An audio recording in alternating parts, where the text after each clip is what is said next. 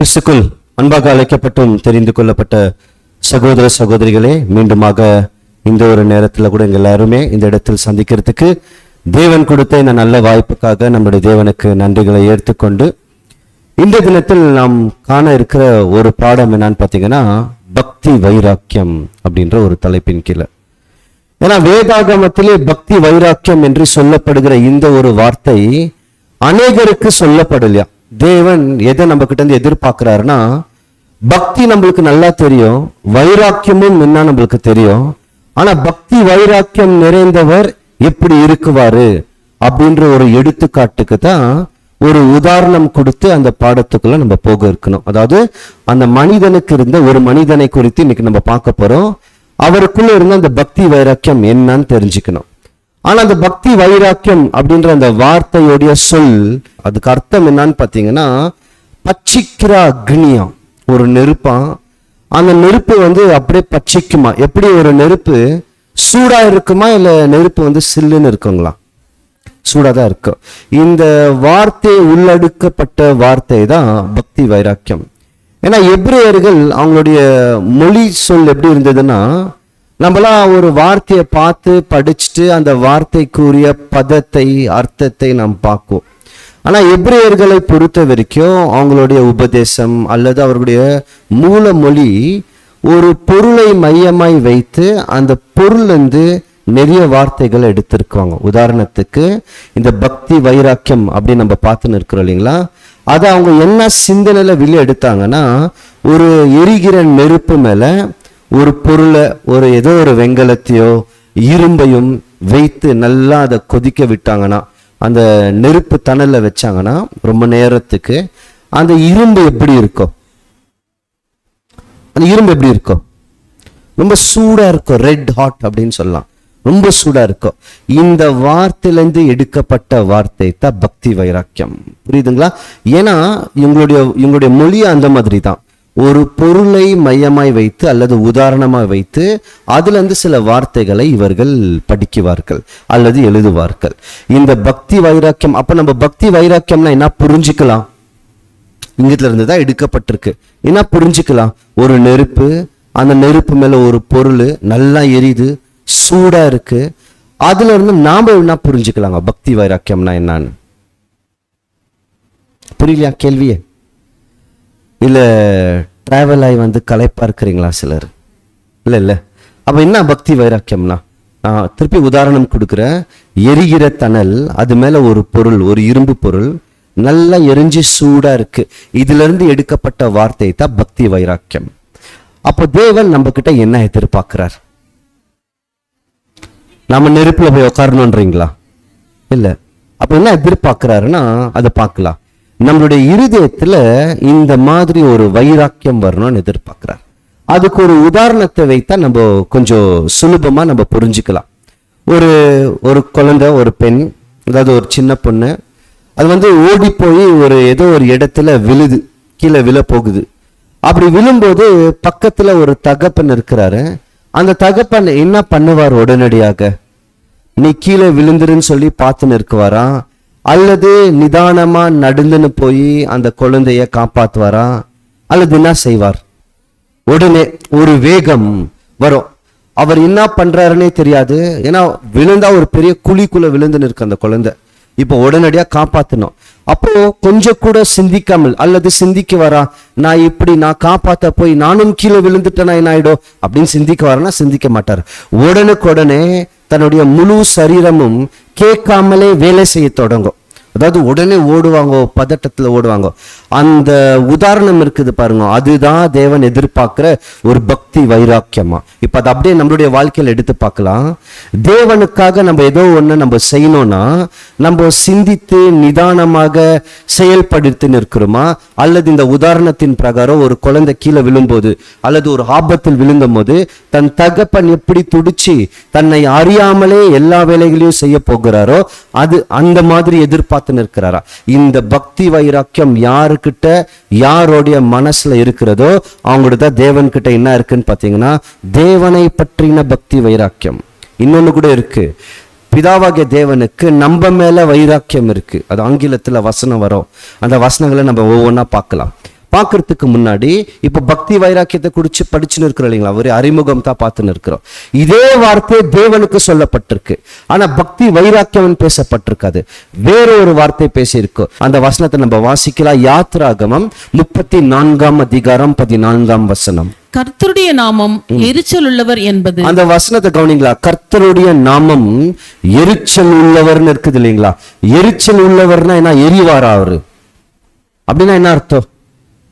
அவருடைய நாமம் எரிச்சல் உள்ளவர்னா என்ன? அவர் எரிச்சல்னா நம்ம என்ன எதுக்கு பயன்படுத்துவோம்? நீங்க ரொம்ப எரிச்சலா இருக்கிறீங்க அப்படின்னு நம்ம எதுக்கு சொல்லுவோம்? கோபம். அப்பனா அவர் கோபமாவா இருக்கிறாரு? அவர் இன்றென்றைக்கும் கோபமா இருப்பதில்லைன்னு வசனம் இருக்கு. அப்ப என்ன கர்த்தருடைய நாமம் எரிச்சல் உள்ளவர் அப்படின்னா தமிழ்ல கொஞ்சம் புரியாத மாதிரி தான் இருக்கும். நான் ஆங்கிலத்துல போட்டா நீங்க கண்டுபிடிச்சிடுவீங்க. அவருடைய நாமம் என்னன்னு பாத்தீங்கன்னா ஜெலஸ். ஜெலஸ்ல இருந்து வந்த வார்த்தை தான் வைராக்கியம். இன்னைக்கு பார்த்தோம் இல்லைங்களா, பக்தி வைராக்கியம். தேவன் தன்னுடைய ஜனங்கள் அந்நிய விக்கிரகத்துக்குள்ள போய் விக்கிரகத்தை வழிபடக்கூடாது, என்னை விட்டு தூர போக கூடாதுன்னு அவர் வைராக்கியமா இருக்கிறாரா. அந்த வைராக்கியத்தை தான் தமிழ்ல என்ன சொல்லப்பட்டிருக்கோன்னு பாத்தீங்கன்னா எரிச்சல் அப்படின்னு பேசப்பட்டிருக்கோம். சரி, நாம இன்னைக்கு தேவன் நம்ம மேல வைராக்கியமா இருக்கிறாரா? ஏன் இருக்கிறார்? நம்ம அவரை விட்டு தூரம் போயிடக்கூடாதுன்ட்டு. நாமளும் யார் மேல வைராக்கியமா இருக்கணும்? தேவன் மேல வைராக்கியமா இருக்கணும். அப்படி இல்லைன்னா என்ன நடக்கும்? அப்படி வைராக்கியமா இருந்தா அவர் நமக்கு என்ன கொடுக்கிறாருன்னு சொல்லி அந்த வகையில தான் இன்னைக்கு நம்ம படிக்க போறோம். வெளிப்படுத்தின விசேஷத்துல போகும்போது நம்மை குறித்து ஒரு வசனம் சொல்லப்பட்டிருக்கோம். அங்கிருந்து நம்ம தொடங்கலாம். வெளிப்படுத்தல் 3 அதிகாரம் 19 வசனம். நான் நேசிக்கிறவர்கள் எவர்களோ அவர்களை கடிந்து கொண்டு சிட்சிக்கிறேன், ஆகையால் நீ ஜாக்கிரதையா இருந்து மனம் திரும்பு. அதுல நீ ஜாக்கிரதையா இருந்து மனம் திரும்ப அப்படிலாம் சொல்றாரு இல்லைங்களா. ஆனா இங்கிலீஷ்ல பாத்தீங்கன்னா எப்படி வந்திருக்குன்னா பாருங்க, அந்த வசனத்தை நான் வாசிக்கிறேன். those whom I love, நான் யாரை நேசிக்கிறேனோ, I reprove and discipline, நான் அவர்களை தண்டிக்கிற, நான் சிட்சிக்கிற. அதனால நாம எப்படி இருக்கணும்னு சொல்றாரு பாருங்க. so be zealous and repent. என்னன்னு சொல்றாருன்னா வைராக்கியமாயிருந்து மனம் திரும்புங்கள். புரியுதுங்களா? அப்ப நம்ம கிட்ட என்ன எதிர்பார்த்துன்னு இருக்கிறாருன்னா வைராக்கியம். இது பார்க்க போனா சபைக்கு சொல்லும் போது நாம் அனலும் இன்றி குளிரும் இன்றி இருக்கிறோம். ரெண்டாம் கட்ட வாழ்க்கையில வாழ்ந்துன்னு இருக்கிறோம் இல்லையா. அதுக்கு நம்ம மனம் திருந்தணுமா? மனம் திருந்துறதுக்கு என்ன தேவைன்னு சொல்றாருன்னா வைராக்கியம் தேவைன்றாரு. அப்ப வைராக்கியம் நமக்கு வேணுமா? வேணும். ஏன் வேணும்? ஏன்னா நம்ம எப்படி இருக்கிறோம்? அனலும் இல்ல குளிரும் இல்ல. இப்ப ஒன்னா அனலா இருந்துடலாம் அல்லது குளிருக்கே போயிடலாம். ஆனா குளிர்ல இருந்து அனலுக்கு வரணும்னா நம்ம கிட்ட இருக்கிற ஒரு குணம் வைராக்கியம். ஆனா இன்னமும் நம்மளுக்கு புரியல என்ன அது வைராக்கியம். அதை கண்டுபிடிக்கணும்னா வேதத்தில் முதல் யாருக்கு பக்தி வைராக்கியம் என்ற வார்த்தை பயன்படுத்தப்பட்டிருக்கு. முதல் அந்த ஒரு மனிதனுக்கு தான் பக்தி வைராக்கியம் அப்படின்னு சொல்லப்பட்டிருக்கும். வைராக்கியம் அது தனியா சொல்வார், பக்தி அது தனியா சொல்வார். பக்தி வைராக்கியம் நான் உதாரணம் கொடுக்கிறேன், நீங்க கண்டுபிடிங்க. பழைய ஏற்பாட்டுல தான் வருது இது முதல். சரி, இன்னும் கொஞ்சம் முன்னாடி போலாம். ஆரோனுடைய சந்ததியில இருந்து ஒருத்தர் வரார், அவரை பத்தி சொல்லப்பட்டிருக்கோம். கரெக்ட். பினஹாஸ் கேள்விப்பட்டிருக்கிறீங்களா? இந்த கதாபாத்திரத்துக்குள்ள போனோம்னா பக்தி வைராக்கியம்னா என்னன்னு புரிஞ்சுக்கலாம். பைபிள்ல முதல் இவரை தான் தேவன் பக்தி வைராக்கியம் உள்ளவர் அப்படின்னு பேசுவார். வாசிக்கலாம். என்னாகமம் 25 அதிகாரம் 11 வசனம். நான் என் எரிச்சலில் இஸ்ரவேல் புத்திரரை நிர்மூலமாக்காதபடிக்கு ஆசாரியனாகிய ஆரோனின் குமாரனான எலேசரின் மகன் பினகாஸ் என் நிமித்தம் அவர்கள் நடுவில் பக்தி வைராக்கியம் காண்பித்ததினால் இஸ்ரவேல் புத்திரர் மேல் உண்டான உன் உக்கிரகத்தை திருப்பினேன். இன்னும் நடந்திருக்கு, அவ்வளவுதான் நம்ம புரிஞ்சுக்கலாம். ஆரோனுடைய பையன் எலியேசருடைய பையன் தான் யாரா? பினகாஸ். அப்ப பினகாஸ் யார்? ஆரோனுக்கு யாரு? பேரன். இவர்கிட்ட ஒரு வைராக்கியத்தை பார்த்திருக்கிறாரு. இந்த பக்தி வைராக்கியம் பினகாஸ் செய்த ஏதோ ஒண்ணு தேவனுடைய கோபத்தையே கொஞ்சம் திருப்பி இருக்கா. சரி, இந்த சம்பவத்தை கொஞ்சம் பார்க்கலாம். இஸ்ரேல் மக்கள் என்ன பண்ணிருக்கிறாங்கன்னா யோர்தான் நிலத்தையோ கடந்து வந்து அவங்க வனாந்திரத்துல சுத்தினே இருந்தாங்க இல்லைங்களா. இப்போ அடுத்து இவங்க வாக்களிக்கப்பட்ட தேசத்துக்கு போகணும், கானான் தேசத்துக்கு போகணும். அதுக்கு முன்னாடி ஒரு ஃபைனலா கடைசியா ஒரு இடத்துல நிக்குவாங்க. அதுதான் மோவாபின் சமபூமி. மோஹாப் பிளைன்ஸ் அப்படின்னு சொல்லப்பட்ட இடம். அந்த இடத்துல வந்து இவங்க தங்கியிருக்குவாங்க. இப்ப அடுத்து தேவன் வந்து இவங்க எங்க வழி நடத்தி கூட்டின்னு போறாங்கன்னா வாக்குத்தத்தம் பண்ணப்பட்ட பூமிக்கு கூப்பிட்டுன்னு போறாரு. இவங்களுக்கு ஒரு தீர்க்கதரிசி பேர் சொன்னா என்ன சம்பவம்னு நீங்க கண்டுபிடிக்கலாம். ஒரு கழுதை இருந்ததா, அந்த கழுதை பேசுனதான். கவனிச்சிருக்கிறீங்களா? அந்த சம்பவம் அந்த இடத்துல தான் என்ன நடக்குதுன்னா இந்த தீர்க்க தரிசனம் நடக்குது. இவங்க என்ன பண்றாங்கன்னா இவங்க மோஹாப் தேசத்துல வந்து இவங்க தங்கி இருக்கிறாங்க. மோஹாப் ராஜாவுக்கு இவர்களை பார்த்த உடனே பயம். ஏன் பயம் வந்துருதுன்னா ஒரு பெரிய ஜாதி வந்திருக்கு, செங்கடலை பிளந்து ஜெயித்து வந்திருக்கிறாங்க. இப்ப இவர்களை விட்டா என்னுடைய மோஹாப் ராஜ்யமே அழிஞ்சிடும். அதனால முதல் இந்த ஜனங்களை பார்த்த உடனே வாக்குத்தத்தத்தின் பிள்ளைகள் வந்திருக்கிறாங்கன்னு தெரிஞ்ச உடனே யாருக்கு பயம் வருதுன்னா அந்த இடத்துல இருக்கிற ராஜா, மோஹாப் தேசத்தின் ராஜா. இப்ப அந்த ராஜா என்ன பண்றாருன்னா இஸ்ரேல் மக்களை நேரடியா போய் சண்டை போட்டா என்னால ஜெயிக்க முடியாதுன்னு நல்லா அவருக்கு தெரியும். அப்ப அவருக்கு ஒரு செய்தி காதுக்கு வருது. இந்த மாதிரி வேற யூதர்கள் அல்ல, வேற தேசத்துல ஒரு தீர்க்கதரிசி இருக்கிறாரு. அந்த தீர்க்கதரிசி யாரை ஆசீர்வதிக்கிறாரோ அவர்களுக்கு ஆசீர்வாதம் கிடைச்சிடும். அந்த தீர்க்கதரிசி யாரை சபிக்கிறாரோ அவர்கள் மேல் சாபம் வந்துரும். அதனால அந்த தீர்க்கதரிசியை கூப்பிட்டு அனுப்பிச்சு என்ன பண்ணுங்க, இஸ்ரேல் மக்களை சபிச்சிடுங்கன்னு சொல்லி மோஹாப் ராஜாவுக்கு, அவர் பேர் வந்து பாலாக், இவருடைய காதுக்கு இந்த செய்தி வருது. அதனால உடனடியா இந்த மோஹாப் ராஜா பாலாக் என்ன பண்றாருன்னா சரி அந்த தீர்க்கதரிசியை கூப்பிட்டுவான்னு சொல்லி பிழையாம வர வைக்குவார். இப்பதான் வருது பிழையாம். பிழையாம் பார்க்க போனா யூதர்களுடைய தீர்க்கதரிசியே கிடையாது. இப்ப இவர் உள்ள வந்துட்டார். இது குறிச்சு இந்த சம்பவத்தை குறிச்சு விவரமா நம்ம அடுத்த பாகத்துல பார்க்கலாம். இப்போ பாலாக்குக்கு என்னன்னா எப்படியாவது இந்த இஸ்ரேல் மக்கள் என்ன பண்ணிடணும், சபிச்சிடணும். அதனால இந்த பிழையாம கூப்பிட்டு நான் உனக்கு வந்து சில பொக்கிஷங்களை கொடுக்குற, உனக்கு கைமாறு கொடுக்குற, நீ என்ன பண்ணு இவர்களை சபின்னு சொல்லி ரொம்ப வலியுறுத்துவார். பிழையாமுக்கு எப்படியாவது இஸ்ரேல் மக்களை சபிக்கணும்னு ரொம்ப ஆசை. ஆனா சபிக்க முடியாது. ஒவ்வொரு தடவையும் போவாரு, சபிக்கிறேன்னு போயிட்டு சாபத்துக்கு பதிலாக இஸ்ரேல் மக்களை ஆசீர்வதிச்சுட்டு வந்துருவாரு. இல்ல பெரிய விஷயங்கள் அடங்கி இருக்குதுங்க. 14 பலிகள் எல்லாம் செலுத்துவார் மலை மேலாம் போய். பார்க்கலாம் ஒவ்வொன்னா. சரி என்ன பண்ணுவாருன்னா இந்த எப்படியாவது இவரை வர வச்சு சபிக்கணும். பிழையாமுக்கு எது மேல இப்ப ஆசைன்னு பாத்தீங்கன்னா இவர் கொடுக்கிற சன்மானத்தின் மேல ஆசை, அந்த வெகுமதி மேல ஆசை. சரி சபிக்கலான்னு சொல்லி தேவன்கிட்ட போய் கேட்கிறாரா, இஸ்ரேல் மக்களை நான் சபிக்கிட்டானா அவர் அனுமதியே கொடுக்கறது இல்லை சபிக்கிறதுக்கு. ஆனா இவருடைய மனசு என்னவா இருக்கு, எப்படியாவது சபிக்கணும். சரி நிறைய காரியங்கள் நடக்கும். அப்பதான் இவர் அந்த கழுதை மேல போகும்போது அந்த கழுதை பேசினது அதெல்லாம் அப்படியே ஸ்கிப் பண்ணலாம், அதெல்லாம் பார்க்கலாம். முக்கியமான விஷயங்களை மட்டும்தான் இன்னைக்கு நம்ம படிக்க போறோம். சரி இவர் சபிக்கிறதுக்கு வாய்ப்பே இல்லை. போறாரு, ஆசீர்வதிச்சுட்டு வந்துடுறாரு, மீண்டும் போறாரு, ஆசீர்வதிச்சுட்டு வந்துடுறாரு. அப்ப ராஜா சொல்றாரு, பாரு நான் உனக்கு இவ்வளவு பொக்கிஷங்களை கொடுக்கணும்னு இருந்தது, ஆனா உன்னுடைய தேவனாகிய கர்த்தர் உன்னை சபிக்க விடாம தடுத்து இந்த வெகுமதிகளை உனக்கு கொடுக்காத படிக்கு செஞ்சுட்டாருன்னு சொல்லி பிழையாம் மனசுல போட்டுறாரு. பிழையாமுக்கு ஒரே சோகம். என்னடா இது, நான் சபிக்க வந்தேன், ஆனா சபிக்கிறதுக்கு பதிலாக இப்ப என்ன பண்ணிட்டேன், ஆசீர்வதிச்சுட்டு. அதே நேரத்துல எனக்கு இப்ப என்ன வேணும், ராஜா கொடுக்கிற இந்த பொக்கிஷங்கள் வேணும். அப்போ அவருக்கு ஒரு யோசனை கொடுக்கிறார். பாரு என்னால சபிக்க முடியல, ஏன்னா அவர் என் வாயில என்ன வார்த்தையை போடுறாரோ அது மட்டும் தான் என்னால என்ன பண்ண முடியுது, பேச முடியுது, வேற பேச முடியல. ஆனா உனக்கு நான் ஒரு ஆலோசனை கொடுக்கிறேன் அப்படின்னு சொல்லி ஒரு ஐடியா கொடுக்கிறார் பிழையாம். யாருக்கு யாருக்கு அந்த ராஜாவுக்கு, பாலாக்குக்கு. பாலாக் யாரு, மோஹாப் தேசத்தின் ராஜா. ஏன் அவர் பயந்தாரு, ஏன்னா இவ்வளவு பெரிய ஜாதி வந்திருக்கு, வாக்குத்தத்தத்தின் பிள்ளைகள், இவர்களை விடக்கூடாது, பெரிய ஜாதியா வந்துருச்சு, நேரடியா போய் சண்டை போடுறதுக்கு பயம். அதனால இவங்க மேல என்னத்த அனுப்பிச்சிடலாம், சாபத்தை அனுப்பிச்சிடலாம் யோசனை. ஆனா முடியல. அதுக்கு இவர் பிழையாம் என்ன ஆலோசனை கொடுக்கிறாருன்னா, எப்படி இருந்தாலும் இந்த மோஹாப் தேசம் என்ன பண்ணிருக்கோம்னா அங்க இருக்கிற சில கூட்டத்தாரோட சேர்ந்து இருக்குவாங்க. இப்போ ஒரு ஆலோசனை கொடுக்கிறார் இவர், நீ வந்து உன் தேசத்துல இருக்கிற பெண்களை அவங்களுக்குள்ள அனுப்பிச்சு விட்டுடு, ஸ்திரீகளை அனுப்பிச்சிடு. இஸ்ரேல் புத்திரர்கள் இந்த ஸ்திரீகளை பார்த்தாங்கன்னா அவங்க தப்பு பண்ணிடுவாங்க. நீ ஒன்னும் பண்ண வேணாம், அவங்க தப்பு பண்ணிட்டாங்கன்னா தேவனே அவர்களை தண்டிச்சிடுவார், அவங்க மேல தேவனே சாபத்தை கொடுத்துருவாரு, நம்ம எதுவுமே பண்ண வேண்டாம், ஏன்னா நம்மள சபிக்க அவர் விடமாட்டுன்னு இருக்கிறாருன்னு சொல்லி காசுக்காக ஒரு மோசமான ஆலோசனை என்ன பண்ணுவாருன்னா இவர் ராஜாவுக்கு கொடுத்துருவார். அந்த ராஜாவும் சரி இந்த ஆலோசனை கேட்டுக்குன்னு மோகாப் தேசத்துல இருக்கிற சில ஸ்திரீகளை அவங்க மத்தியில அனுப்பிச்சிடுவார்.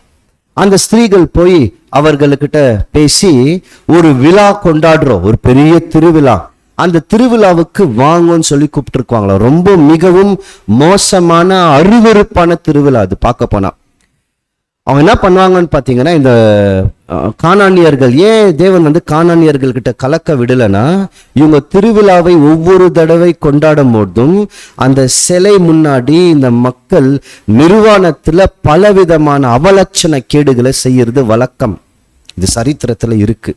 இப்ப என்ன பண்றாங்கன்னா, சரி நம்ம இந்த மாதிரி ஒரு திருவிழா கொண்டாடுறோம், எங்களுடைய கடவுள் விக்கிரகத்துக்காக நீங்க வாங்கன்னு அழைப்பு கொடுக்குறாங்க இஸ்ரேல் புத்திரர்களுக்கு.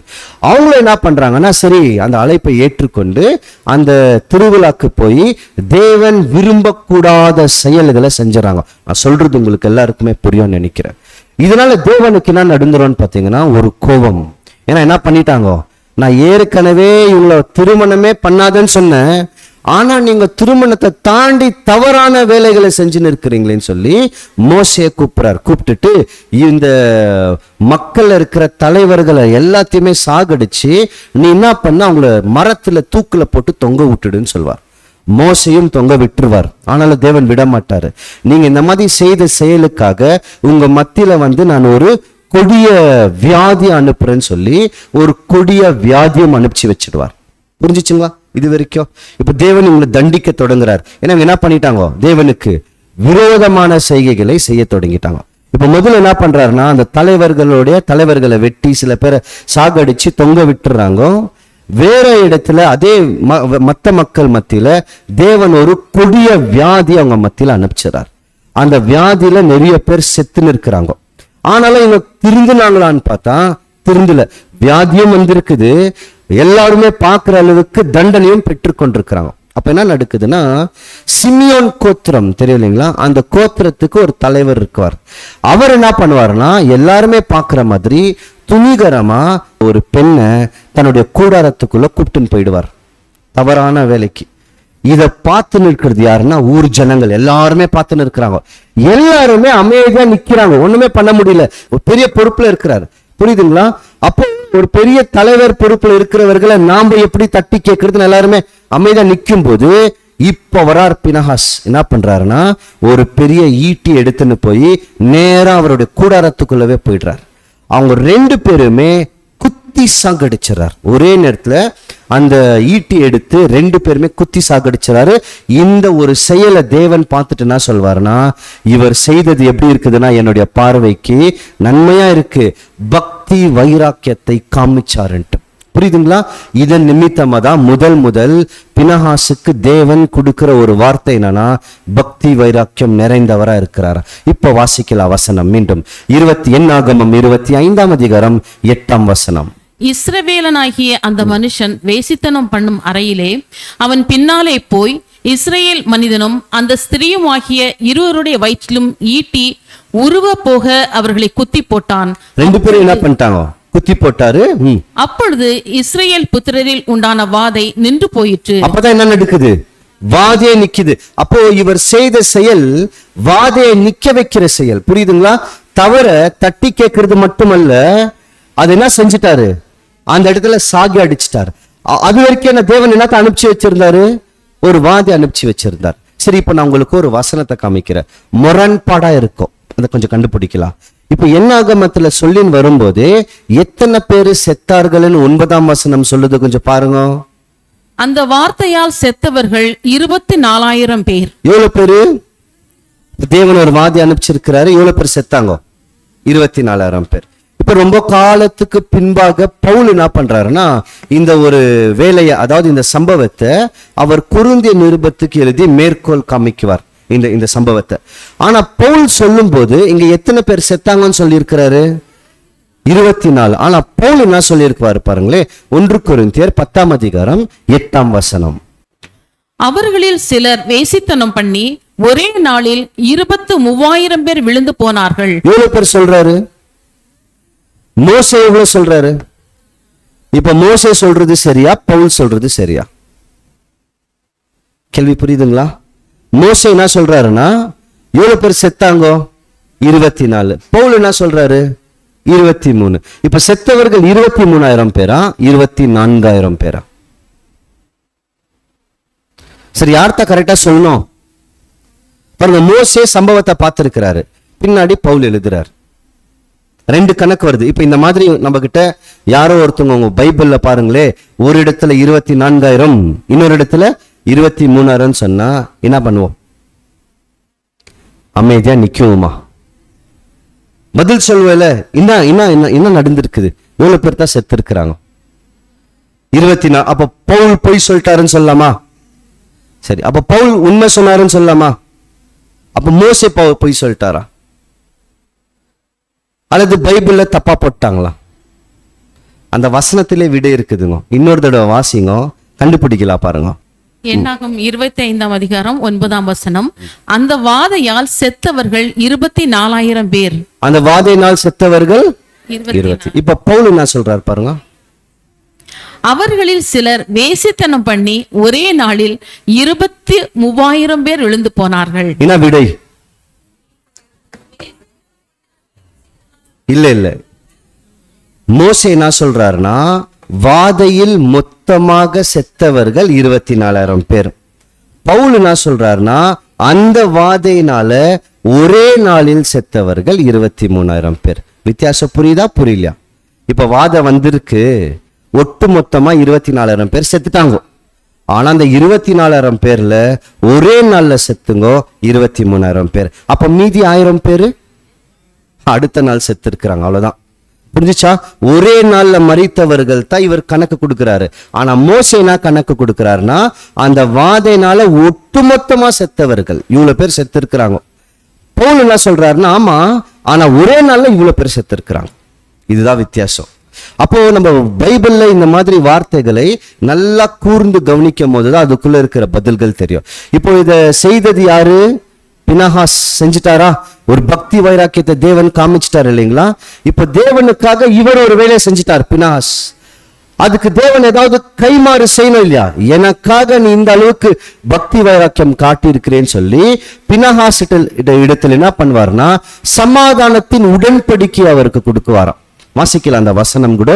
என்னாகமம் 25ஆம் அதிகாரம் 12ஆம் வசனம். ஆகையால் இதோ அவனுக்கு என் சமாதானத்தின் உடன்படிக்கையை கட்டளையிடுகிறேன். இனா உடன்படிக்கையை கட்டளையிடுகிறார்? சமாதானத்தின் உடன்படிக்கை. யாருக்குமே சொல்ல, பினஹாஸ் கிட்ட சொல்லிங்கிறாரு, ஒரு உடன்படிக்கை நான் கொடுக்கிறேன், அந்த உடன்படிக்கை நிமித்தமா இவருக்கு என்ன கிடைக்கும்? சமாதானம் கிடைக்கும். இப்ப கிடைக்குதா பார்க்கலாம். இது மட்டும்தாவா? வேற எதுவுமே இல்லையா? சரி, ஒரு கேள்வி. பழைய ஏற்பாட்டை நம்ம நிறைய தடவை நம்ம படிச்சிருக்கிறோம். அதாவது சில சம்பவங்கள்லாம் நித்தியத்துக்கும் ஆசாரியர்கள் எந்த வம்சத்திலிருந்து தான் வந்தாங்க? லேவியர்கள் இருந்து ஆசாரியர்கள் வந்தாங்க. கரெக்ட். பிரதான ஆசாரியர்கள் எந்த குடும்பத்திலிருந்து வந்தாங்க? எந்த குடும்பம்? குடும்பம் நான் கேட்கிறது. ஒரே குடும்பத்திலிருந்து தான் தலைமுறையா வந்தாங்க. வேற குடும்பத்துல மாத்துவே இல்லை தேவன். எந்த குடும்பம்? ஆரோன். ஏன் ஆரோன்? பினஹாஸ் பார்த்துன்னு இருக்கிற இல்லைங்களா? இவர் செய்த இந்த செயல்னால தேவன் என்ன கைமாறு கொடுக்கிறார்னா, உன் சந்ததி தான் ஆசாரிய, உன் சந்ததியில இருந்தா வருவாங்க, வேற எந்த தலைமுறை சந்ததியிலிருந்து வர மாட்டாங்கன்னு நித்தியத்துக்கும் கொடுக்கிறார். வாசிக்கல அடுத்த வசனம். என்னாகமம் 25ஆம் அதிகாரம் 13ஆம் வசனம். அவன் தன் தேவனுக்காக பக்தி வைராக்கியம் காண்பித்து என்னத்த காமிச்சார்?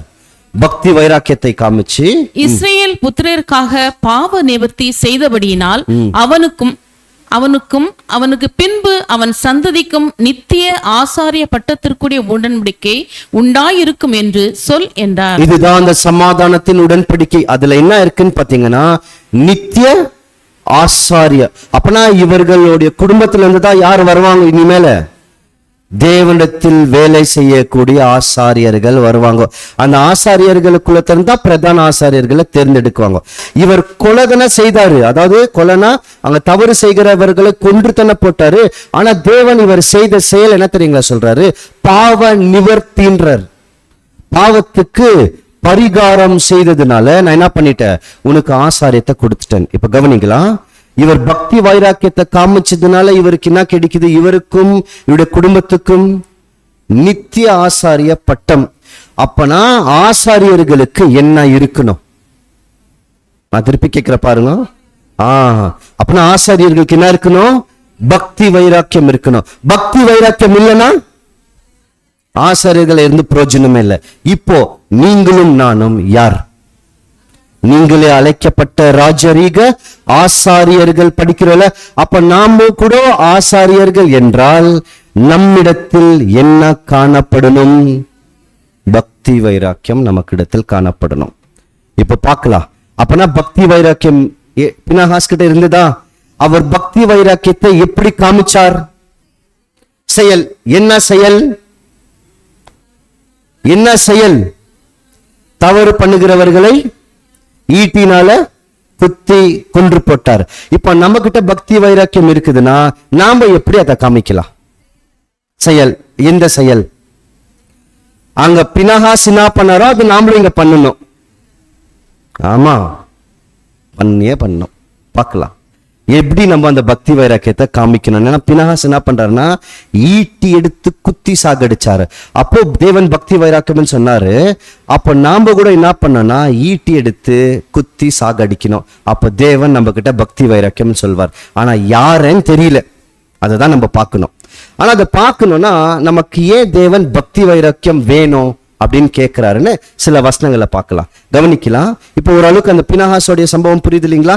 இவரை தான் முதல் வேதத்தில் பக்தி வைராக்கியம் உள்ள மனிதன் சொல்லி இவருக்கும் இவருடைய குடும்பத்துக்கும் நித்திய ஆசாரிய பட்டத்தை தேவன் கொடுத்துட்டார். இப்போ அந்த ஆசாரியத்துவம் முடிஞ்சது. இப்ப நாம உள்ள வந்திருக்கிறோம். அப்போ அங்கு பக்தி வைராக்கியம் காணப்பட்டதுன்னா நமக்கும் காணப்படணும்ல, காணப்படணுமா? வாசிக்கலாம். ஏன் சொல்றாரு? தீத்து 2:14 அவர் நம்மை சகல அக்கிரமங்களினின்றும் மீட்டுக்கொண்டு தமக்குரிய சொந்த ஜனங்களாகவும் நற்கிரைகளை செய்ய பக்தி வைராக்கியம் உள்ளவர்களாகவும் நம்மை சுத்திகரிக்கும்படி நமக்காக தம்மை தாமே ஒப்பு கொடுத்தார். இப்ப இயேசு கிறிஸ்து ஒப்பு கொடுத்தாரா? அவரை ஏன் ஒப்பு கொடுத்தாரு? இந்த வசனம் சொல்லுது நம்மளை சுத்திகரிக்கிறாரா? சரி, நம்ம சுத்திகரிக்கப்பட்டோம்னா நம்ம என்ன செய்யணும்? நீங்க வசனத்தை கவனிக்கலன்னா கண்டுபிடிக்க முடியாது. நம்மளுக்காக கிறிஸ்து ஜீவனை கொடுத்துட்டாரு. ஏன் கொடுத்தாரு? நம்மளை சுத்திகரிக்கணும். சுத்திகரிக்கிறதுனால நாம என்ன பண்ணோம்னு எதிர்பார்க்கிறார்? நற்கிரைகளை பண்ணோம். எதை கொண்டு பண்ணணும்? பக்தி வைராக்கியத்தை கொண்டு நற்கிரைகளை செய்யணுமா? அப்ப நம்ம வெறும் நற்கிரைகளை செய்யறது மட்டுமல்ல, அந்த நற்கிரைகளுக்குள்ள என்ன இருக்கணும்னு பாத்தீங்கன்னா பக்தி வைராக்கியம். இப்ப அடுத்த கேள்வி, நற்கிரைகளை எப்படி செய்வீர்கள்? எப்படி செய்வோம்? நம்மளை கூப்பிட்டு இருக்கிறாரு. ஏன் கூப்பிட்டாரு? ஏன் சுத்தமாக்குனாரு? நம்ம நல்ல கிரியைகளை செய்யணும்.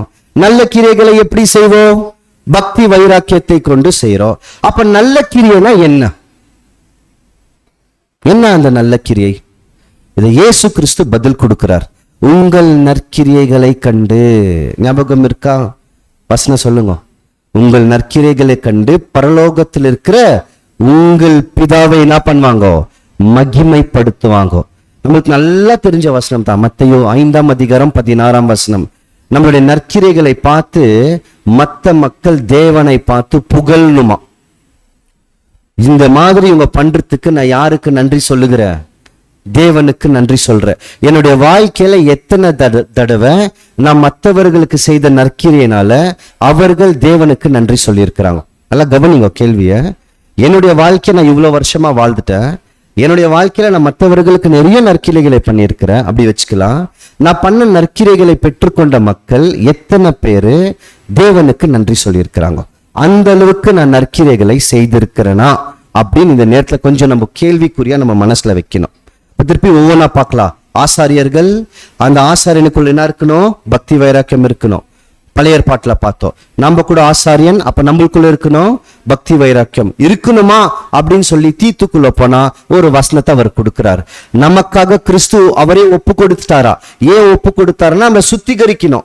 சுத்திகரிச்ச பின்பு நாம என்ன பண்ணணும்னு எதிர்பார்க்கிறாருன்னா பக்தி வைராக்கியத்தினால நற்கிரியை செய்யணும். இப்ப அடுத்த கேள்விக்கு வந்தோம். நற்கிரியனா என்ன? What is good works? என்னப்பா நற்கிரிய? 100 பேருக்கு சாப்பாடு அன்னதானம் பண்றது நற்கிரியவா அப்படின்ற ஒரு கேள்வி. அப்ப வரும்போது இயேசு கிறிஸ்து அதுக்கு பதில் கொடுக்கிறார். உங்கள் நற்கிரைகளை கண்டு அப்படின்றார். அப்ப நம்மளுடைய நற்கிரை எங்க இருக்கோ? எப்படி இருக்கோ? நம்மளுடைய நல்ல கிரியையை பார்த்து தேவனுக்கு மகிமை செலுத்தணுமா? அப்படின்னா என்ன? நம்ம என்னங்க நற்கிரை பண்ணோம்? இன்னும் குழப்பமா தானே இருக்கு, என்ன செய்யணும்ட்டு. இந்த படத்தை பார்த்தீங்கன்னா நம்ம கண்டுபிடிக்கலாம். அந்த நற்கிரியனா என்னன்னு பார்த்தீங்கன்னா, நீங்களே உலகத்துக்கு வெளிச்சம்னு சொல்றாரு இல்லைங்களா? அப்போ வெளிச்சத்தை கொடுக்கக்கூடியவர்கள் எதை மட்டும் தான் கொடுக்குவாங்க? வெளிச்சம். வெளிச்சத்தின் பிள்ளைகளா இருக்கிறவர்கள், தேவன் வெளிச்சமா இருக்கிறாரா, ஒளியா இருக்கிறாரா, அந்த ஒளிக்கு ஏற்றபடித்தான் அவங்க வாழ்க்கையில நடந்து கொள்வாங்க. நடுக்குறோமா இல்லையான்னு இன்னைக்கு ஒவ்வொன்றா நம்ம பார்க்க போறோம். ஒருவேளை அப்படி நடந்தோம்னா நம்ம என்ன கொடுத்துன்னு இருக்கிறோம்னு பார்த்தீங்கன்னா, வெளிச்சத்தை கொடுக்கிறோம். இந்த வெளிச்சம் மற்றவர்களுக்கு நற்கிரை ஒன்றும் இல்லைங்க, நம்மளை பார்த்து நல்லதை மற்றவர்கள் கத்துக்கணும். நம்மளை பார்த்து மற்றவர்கள் கெட்டதை கற்றுக்கொள்ளுகிற மாதிரி நம்மளுடைய வாழ்க்கை வாழ்ந்தோம்னா நம் நற்கிரைகளை அல்ல துர்க்கிரைகளை செய்து நிற்கிறோம். நான் இந்த நல்ல குணத்தை இந்த மனிதனுக்கிட்ட இருந்து நான் கத்துக்கினேன் அப்படின்னு சொல்ற அளவுக்கு நம்மளுடைய வாழ்க்கையின் சுகுந்த வாசனை இருந்ததுன்னா நம்மளுடைய வாழ்க்கை யாரையோ ஒருத்தவங்கள தொடுதுன்னு அர்த்தம். இந்த நற்கிரியை செய்யறதுக்கு தான் நம்மளை அழைத்திருக்கிறாரா. அதுக்கு பிலிப்பியர்ல பவுல் சில விளக்கத்தை கொடுக்குவார்.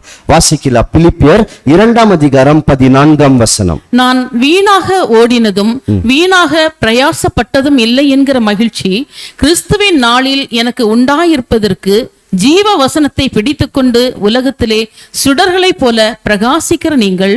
எப்படி என்ன சொல்றாரு பாருங்க, நம்ம உலகத்துல பிரகாசிக்கணும்னா நம்ம கிட்ட என்ன இருக்கணும்ன்றாரு, ஜீவ வசனம் இருக்கணும்.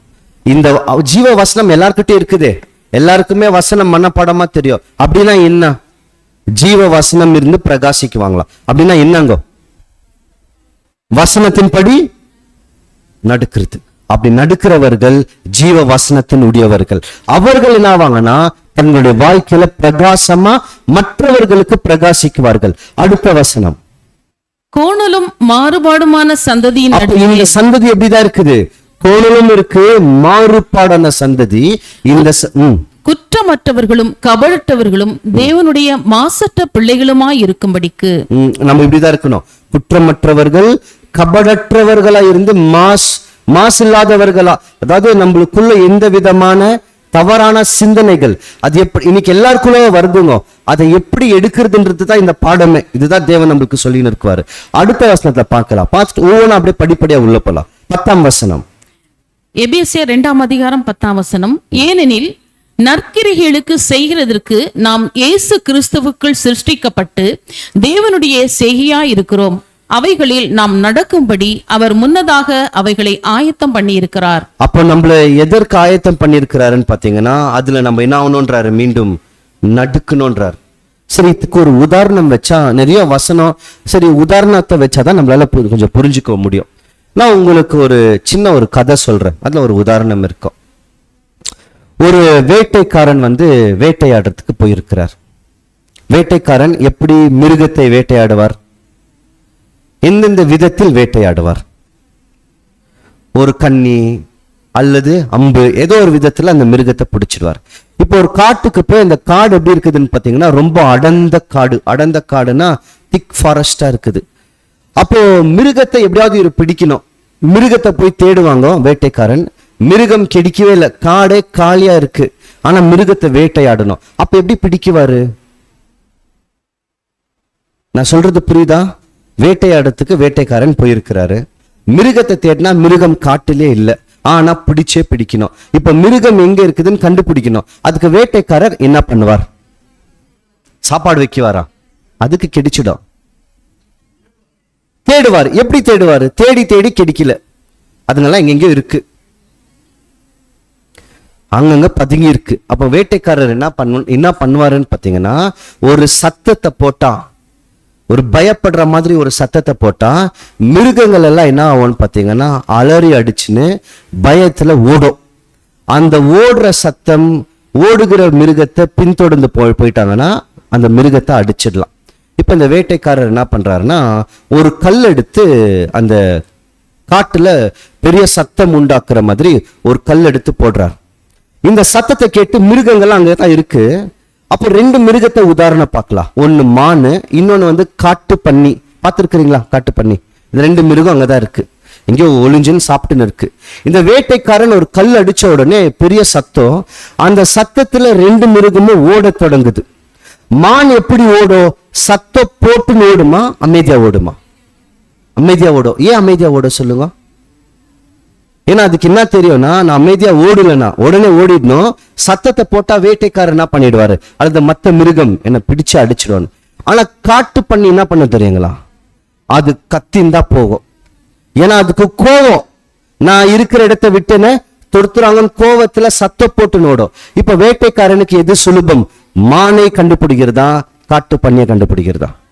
ஏன்னா என்ன பண்ணிச்சது, சத்தத்தை போட்டு ஓடிச்சுல. இப்ப அந்த உதாரணத்தை அப்படியே நம்மளுக்குள்ள வைக்கலாம். நாமளோ காட்டுல இருக்கிறோம், வேட்டைக்காரன் சாத்தான், கெட்டு போன தூதர்களுடைய வேட்டைக்காரன் ஒருத்தன் வந்திருக்கிறான். அமைதியா இருக்கிறோம், நம்மளை கண்டே பிடிக்க முடியல, புது சிருஷ்டியின் வாழ்க்கையை வாழ்ந்துன்னு இருக்கிறோம், கண்டுபிடிக்க முடியல. அப்ப நம்மள வேட்டையாடணும்னா என்ன பண்ணுவான், உடனடியாக ஒரு கல், ஒரு சத்தம், ஒரு குழப்பம், ஏதோ ஒரு பிரச்சனை உள்ள வந்த உடனே ரெண்டு குரூப்பா பிரிவோம். ஒரு பக்கம் மானை போல் அமைதியா போயிடுவாங்க, இன்னொரு பக்கம் நீங்களே சொல்லுங்க, சத்தம் போட்டுன்னு எல்லாருக்கும் சொல்லிக்கின்னு பண்றோமா இல்லையா? யாருக்கு ஆபத்து? நமக்கு தாங்க ஆபத்து. ஏன்னா வேட்டைக்காரனுக்கு இதுதான் வேணும். யாரு இந்த மாதிரி குணலட்சணத்தை காமிக்கிறாங்களோ அவங்க யாருக்கிட்ட மாட்டியாச்சு, என்கிட்ட சாத்தான் கிட்ட மாட்டியாச்சு. அப்ப நம்ம யாரா இருக்கிறோம், நம்மளுடைய வாழ்க்கையில ஒரு பிரச்சனை வரும்போது மானை போல அமைதியா போயிடுமா, அல்லது கூச்சலிட்டு சத்தம் போட்டு எல்லா இடத்திலும் சொல்லி என்னென்னவோ பேசி நம்ம போறோமா? இப்படி போனா பிரச்சனை யாருக்குன்னு பாத்தீங்கன்னா, நம்ம நினைக்கிறோம் நான் ஏதோ ஒன்று சாதிச்சிட்டேன்னு. பிரச்சனை அந்த அந்த அந்த மிருகத்துக்கு தான். ஏன்னா அந்த மிருகம் தான் என்ன பண்ணுதுன்னா, வேட்டைக்காரன் விரித்த வலையில் மாட்டிக்கொள்ளும். நிறைய நேரத்துல நம்ம விழுந்து போறதுக்கு மிகப்பெரிய காரணம் எது? நான் திருப்பி சொல்றேன், நிறைய நேரத்துல நம்ம விழுந்து போறதுக்கு, மாட்டிக்கொள்றதுக்கு, ஆபத்துல மாற்றுறதுக்கு மிகப்பெரிய காரணம் எது? எது? நம்மளுடைய நாக்குங்க. அதை மட்டும் நம்ம அடுக்க ஒருவனும் முடியலையா சொல்வாரு, யாராலையும் அடுக்கவே முடியாது. ஏன்னா நம்ம சில நேரத்துல பேசக்கூடாத விஷயங்களை பேசக்கூடாத நபரிடத்தில் பேசி நம்மளுடைய கல்லறையை நாமளே தோண்டி வச்சுக்கோ. நடுக்குதா? ஏன்னா நம்ம என்ன சொல்றோமோ அது நமக்கே என்ன நடக்குது, நமக்கே ஆபத்தாக நிறைய நேரத்துல வந்து முடிஞ்சிடும். நாம ஏதோ சந்தோஷமா பேசியிருக்கோம், ஆனா பேசின வார்த்தை மற்றவர்களை புண்படுத்துதுல. நம்ம சிரிக்கிற ஒரு சின்ன சிரிப்பா இருந்து அந்த சிரிப்பு மற்றவர்களை புண்படுத்துற மாதிரி இருந்தா அந்த சிரிப்பு கூட சிரிக்காமல் இருக்கிறது தாங்க நல்லது. ஏன்னா நம்ம செய்யற ஒவ்வொரு விஷயமும் யாராவது ஒரு மனசை புண்படுத்துமான்னு கொஞ்சம் யோசிக்கணும், சிந்திக்கணும். இது இப்படி நம்ம செய்தோம் என்றால் நம்மளுடைய நற்கிரை என்ன தெரியுங்களா, அது தேவனுக்கு உகுந்த நற்கிரையா இருக்கும். இல்லைன்னா என்னத்தை மீண்டும் மீண்டும் பண்ண தொடங்கிடுவோம்னு பார்த்தீங்கன்னா துர்க்கிரை தான் நம்மளுடைய வாழ்க்கையில இருக்கும். நீதிமொழிகள் இதை சொல்லும் போது, நீதிமொழிகளை சங்கீதத்துல 101 சங்கீதம் 5 பிறனை ரகசியமாய் அவதூறு பண்ணுகிறவனை சங்கரிப்பேன், மேட்டிமை கண்ணனையும் பெரு நெஞ்சம் உள்ளவனையும் பொறுக்க மாட்டேன். என்ன சொல்றாரு பாத்தீங்களா? ரகசியமாய் அவதூறு, அவங்களை என்ன பண்றேன்றாரு, சங்கரிக்குவேன்றாரு. அதாவது நான் ஒன்ன வேணாங்கோ, உங்களை பத்தி என்ன ஏதோ எனக்கு ஒரு விஷயம் தெரியுது, நான் ரகசியமா உங்களை பத்தி போய் மற்றவர்களிடத்தில் சொல்லி இன்னும் கொஞ்சம் சொல்லும் போது அப்படியேவா சொல்லுவோம், உள்ளதை உள்ளபடி பேசுற மனுஷனா நாம உள்ளதை உள்ளபடியே சொல்லுவோம். கூட என்ன பண்ணுவோங்க, கொஞ்சம் உப்பு காரம் மெழுகுத்தூள் இதெல்லாம் கண்டிப்பா சேர்த்தே சேர்க்கும். சில விஷயங்கள் பழைய விஷயங்கள்லாம் இந்த மாதிரி அவதூறு பேசுறது யாருக்கு நல்லா தெரியும், தேவனுக்கு நல்லா தெரியும். நம்மள சங்கரிக்குவேன்னு சொல்றாருன்னா நமக்குள் வளர்ந்து நிற்கிற புது சிருஷ்டி சாகிறதுக்கு நாமளே காரணம் ஆயிடுவோம். அப்போ பேசும்போது நம்மளுடைய அந்த நேரம் நல்லா இனிப்பா இருக்கும். சத்தியத்தை குறித்து நம்ம ஆராய்ச்சி பண்றோமோ இல்லையோ, சகோதரர்களை குறித்து சகோதரியை குறித்து மற்றவர்களை குறித்து ஒருவேளை நான் ஆராய்ச்சி பண்ணும்போது சொல்லும்போது அந்த வார்த்தைகள், அந்த பேச்சுவார்த்தைகள் இனிப்பாதான் இருக்கும், கேட்கறதுக்கு பேசுறதுக்கும் இனிப்பாதான் இருக்கும். ஆனா அந்த நேரத்துல நம்ம தேவனுக்கு முன்னாடி வெளிச்சத்தை கொடுத்துன்னு இருக்கிறோமா, இல்ல மற்றவர்களையும் சேர்த்து கெடுத்துன்னு இருக்கிறோமா? சேர்த்துதான் கெடுத்துன்னு இருக்கிறவங்க. அப்படி செய்தா தேவன் என்ன பண்ணுவாருன்னா, அடுத்த வசனத்துல வாசிக்கலாம். நீதிமொழிகள் 26 28 கள்ள நாவு தன்னால் கிளேசப்பட்டவர்களை பகைக்கும், இச்சகம் பேசும் வாய் அழிவை உண்டு பண்ணும். இப்படிதான் இருக்குமா? அந்த நாக்குக்கு பேரை என்ன கொடுக்கிறாருன்னா கள்ளன் நாக்கு. அப்போ நம்ம இப்படி எல்லாம் வாழ்ந்துட்டு உலகத்துக்கு நம்ம ஒளின்னு சொல்லி நம்மளால சொல்ல முடியுமா? சொல்லவே முடியாது. ஏன்னா ஒருவேளை நம்ம தேவனுக்குள்ள இருக்கிறோம்னு சொல்லிட்டோம்னா, அவர் எப்படி நடந்தாரோ கிறிஸ்து, அந்த மாதிரி நாமும் கூட நடக்கணும். அதுதாங்க நம்மளுடைய அழைப்பே. வாசிக்கலாம் 1 யோவான் 2:6. அவருக்குள் நிலைத்து இருக்கிறேன் என்று சொல்லுகிறவன் அவர் நடந்தபடியே தானும் நடக்க வேண்டும். யார் நடந்தபடி? இயேசு கிறிஸ்து நடந்தபடி நாமும் நடக்க வேண்டும். சரி, இப்ப கவனிக்கலாம். ஸ்கிரீன் திரைய பாருங்க. வைராக்கியம் நமக்கு தேவையா? ஏன் தேவை? ஏன் தேவை? நம்ம வசனத்துல படிச்சோம், தீத்து 2:14 பார்த்தோம். நற்கிரியைகளை செய்யணும்னா என்ன வேணும்? இப்ப ஏன் நிறைய நேரத்துல நம்மளால நல்ல கிரியைகளை செய்ய முடியறதில்ல சொல்லுங்க? வைராக்கியம் இல்லை, அவ்வளவுதான். வைராக்கியம் மட்டும் இருந்ததுன்னா நம்ம எல்லா நேரத்திலும் எதைதான் செஞ்சுன்னு இருக்கோம்? நற்கிரியைகளை செய்வோம். சரி, நற்கிரியைகளை செய்யறதுன்னா என்ன? நான் திருப்பி கேட்கிறேன். நற்கிரியை செய்யணுமா? செய்யணும். எப்படி செய்யணும்? வைராக்கியம். வைராக்கியம் இருந்தாதான் என்ன பண்ண முடியும்? நற்கிரியை செய்யணும். அப்ப நற்கிரியை செய்யறதுன்னா என்ன? சிம்பிளா நம்மளுடைய வாழ்க்கையில் கிறிஸ்துவை பிரதிபலிச்சிட்டோம்னா எதை செய்யறோம்? நற்கிரியை செய்யறோம். இப்போ ஒரு கேள்வி. இன்னைக்கு ஞாயிற்றுக்கிழமை. நேத்து 24 மணி நேரத்துல 8 மணி நேரம் நம்ம முழிச்சுன்னு இருந்திருக்குமா? அந்த 8 மணி நேரத்துல எவ்வளவு நேரம் நான் கிறிஸ்துவை என் வாழ்க்கையில் நேற்று தினம் பிரதிபலிச்சேன்? கேள்வி இன்னொரு வாட்டி கேட்கணுமா? நேற்று 24 மணி நேரம் தேவன் ஜீவன் கொடுத்தார். அதுல ஒரு 8 மணி நேரம் நம்ம ஏதோ ஒரு காரியத்தை செஞ்சுன்னு இருந்தோம். அந்த 8 மணி நேரத்துல எவ்வளோ வினாடிகள், நிமிடங்கள் நாம் இயேசு கிறிஸ்துவை என் வாழ்க்கையில் பிரதிபலிச்சேன்? ஏன் பதில் வர மாட்டேன்னு இருக்கு? ஏன் தெரியுங்களா? என்னால பதில் சொல்ல முடிய மாட்டேங்குது. நான் பாருங்க, நான் உங்களை குற்றமா சொல்ல, இந்த பாடம் எனக்கு நான் நினைச்சா மட்டும்தான் நான் திருந்த முடியும். ஒவ்வொரு சத்தியமும் நம்ம சொல்லும் போது, கேட்கும் போது, இது அவங்களுக்கு நம்ம நினைக்கும் போது அப்ப என்ன நடந்துருதுன்னா நம்மளுக்கு மேட்டுமே வந்துருது. எனக்கு இல்ல, அவங்களுக்கு நம்ம நியாய தீர்ப்பு பண்ணிடுவோம். இது எனக்கு. நேற்று தினத்துல எவ்வளவு நேரம் நான் கிறிஸ்துவ பிரதிபலிச்சேன் என் வாழ்க்கையில் எடுத்து பார்த்தா, நான் என்ன தெரியுங்களா உண்மையா சொல்லணும்? உண்மை என்னதான் சொல்வேன் நான்? 0. ஆமா தானே? அப்ப நான் என்ன செய்யல? நற்கிரியை செய்யல. ஏன் செய்யல? வைராக்கியமே கெடில. வைராக்கியத்தை என்ன பண்ணிட்டேன்னா அடியோட அழிச்சிட்டேன். சரி, இதை அழிக்கிறதுக்கு காரணம் என்ன அப்படின்னா, பாலாக், பிழையாம், அந்த மோகாப் தேசத்து ஸ்திரீகள், அந்த பெரிய திருவிழா, இதுதாங்க காரணம். இது இல்லைன்னா இது இருந்ததுன்னா என்னுடைய வாழ்க்கையில வைராக்கியமே வராது. இது இல்லாமல் போனாதான் வைராக்கியம் வரும். இப்ப நம்ம வைராக்கியத்தை காமிக்க வந்துட்டோம். கூட்டமா வந்துட்டாங்களாம் இஸ்ரேல் மக்கள், வாக்குத்தத்தத்தின் பிள்ளை. உடனே யாருக்கு பயம் வந்தது? ராஜாவுக்கு. இங்க ஸ்திரீயின் வித்துக்களா மாற வந்துட்டுமா, உடனே யாருக்கு தான் பயம் வரும்? யாருக்கு தான் பயம் வரும்? யாருக்குங்க? எனக்கா? வருமா வராதா? ஏன்னா இவ்வளவு பேரு உண்மையான ஸ்திரீன் வித்தா மாற வந்திருக்கிறாங்க. அப்ப அந்த இடத்துல மோகாப் யார, அந்த ராஜா யார அனுப்புனாரு? இவங்களை கெடுத்து விடுன்னு சொல்லி யார அனுப்புனது? அப்போ இன்னைக்கு நாம வந்துட்டோம், சத்தியத்தை கேட்டு இந்த இடுக்கமான வாசல உள் பிரவேசித்து கிறிஸ்துவாக உருவெடுக்கணும்னு வந்துட்டோம். அங்க மோகாப் தேசத்தின் ராஜா, இங்க சாத்தான். அங்க மோகாப் தேசத்தின் ராஜா பிழையாம உள்ள அனுப்புன மாதிரி, அப்ப இங்கேயும் அந்த ராஜா என்ன பண்ணோம்? யாரோ ஒரு பிழையாம உள்ள அனுப்பணும். எந்த பிழையாமன்னு நம்ம கண்டுபிடிக்கணும். கண்டுபிடிச்சா அப்ப பிழையாம் யாரு, அந்த ராஜா யாருன்னு ஒவ்வொன்றா நம்மளால கண்டுபிடிக்க முடியும். இப்ப நான் உங்களுக்கு சில அந்த வார்த்தைகள்ல தேவன் என்ன பண்றாருன்னா அர்த்தத்தை வைக்கிறார் பேர்கள்ல. சம்மரி வேணுமா இன்னொரு தடவை? புரியுதா? இது வரைக்கும் நம்ம பார்த்து வந்து இருக்கிறது. சரி, அன்னைக்கு இஸ்ரேல் மக்களை கெடுக்கிறதுக்கு போனது யாரு? சபிக்கிறதுக்கு போனது பிழையாம்.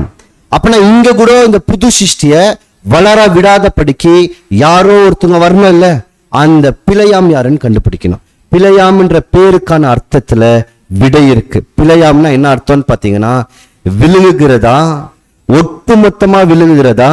யார விழுங்குவான்னு பாத்தீங்கன்னா ஜனங்கள். இந்த பேலாம் பார்க்க போனா தமிழ்ல தான் பிழையாம்னு இருக்கு. பேலாம்னா பேலானா விழுங்கு. அல்லது அழிச்சிடு. ஆம்னா ஜனம், ஜனங்களை அழி. பேர் பாருங்க எப்படி இருக்குது, ஜனங்களை அழி. அப்போ பிழையாம் அங்க வந்தான் சபிக்கிறதுக்கு. அப்ப இங்கே மீனாவணும், புது சிருஷ்டிகள் மத்தியில் பிழையாம் வரணும். ஏன் வரணும்? அழிக்கிறதுக்கு வரணும். அப்ப அந்த பிழையாம் யார்?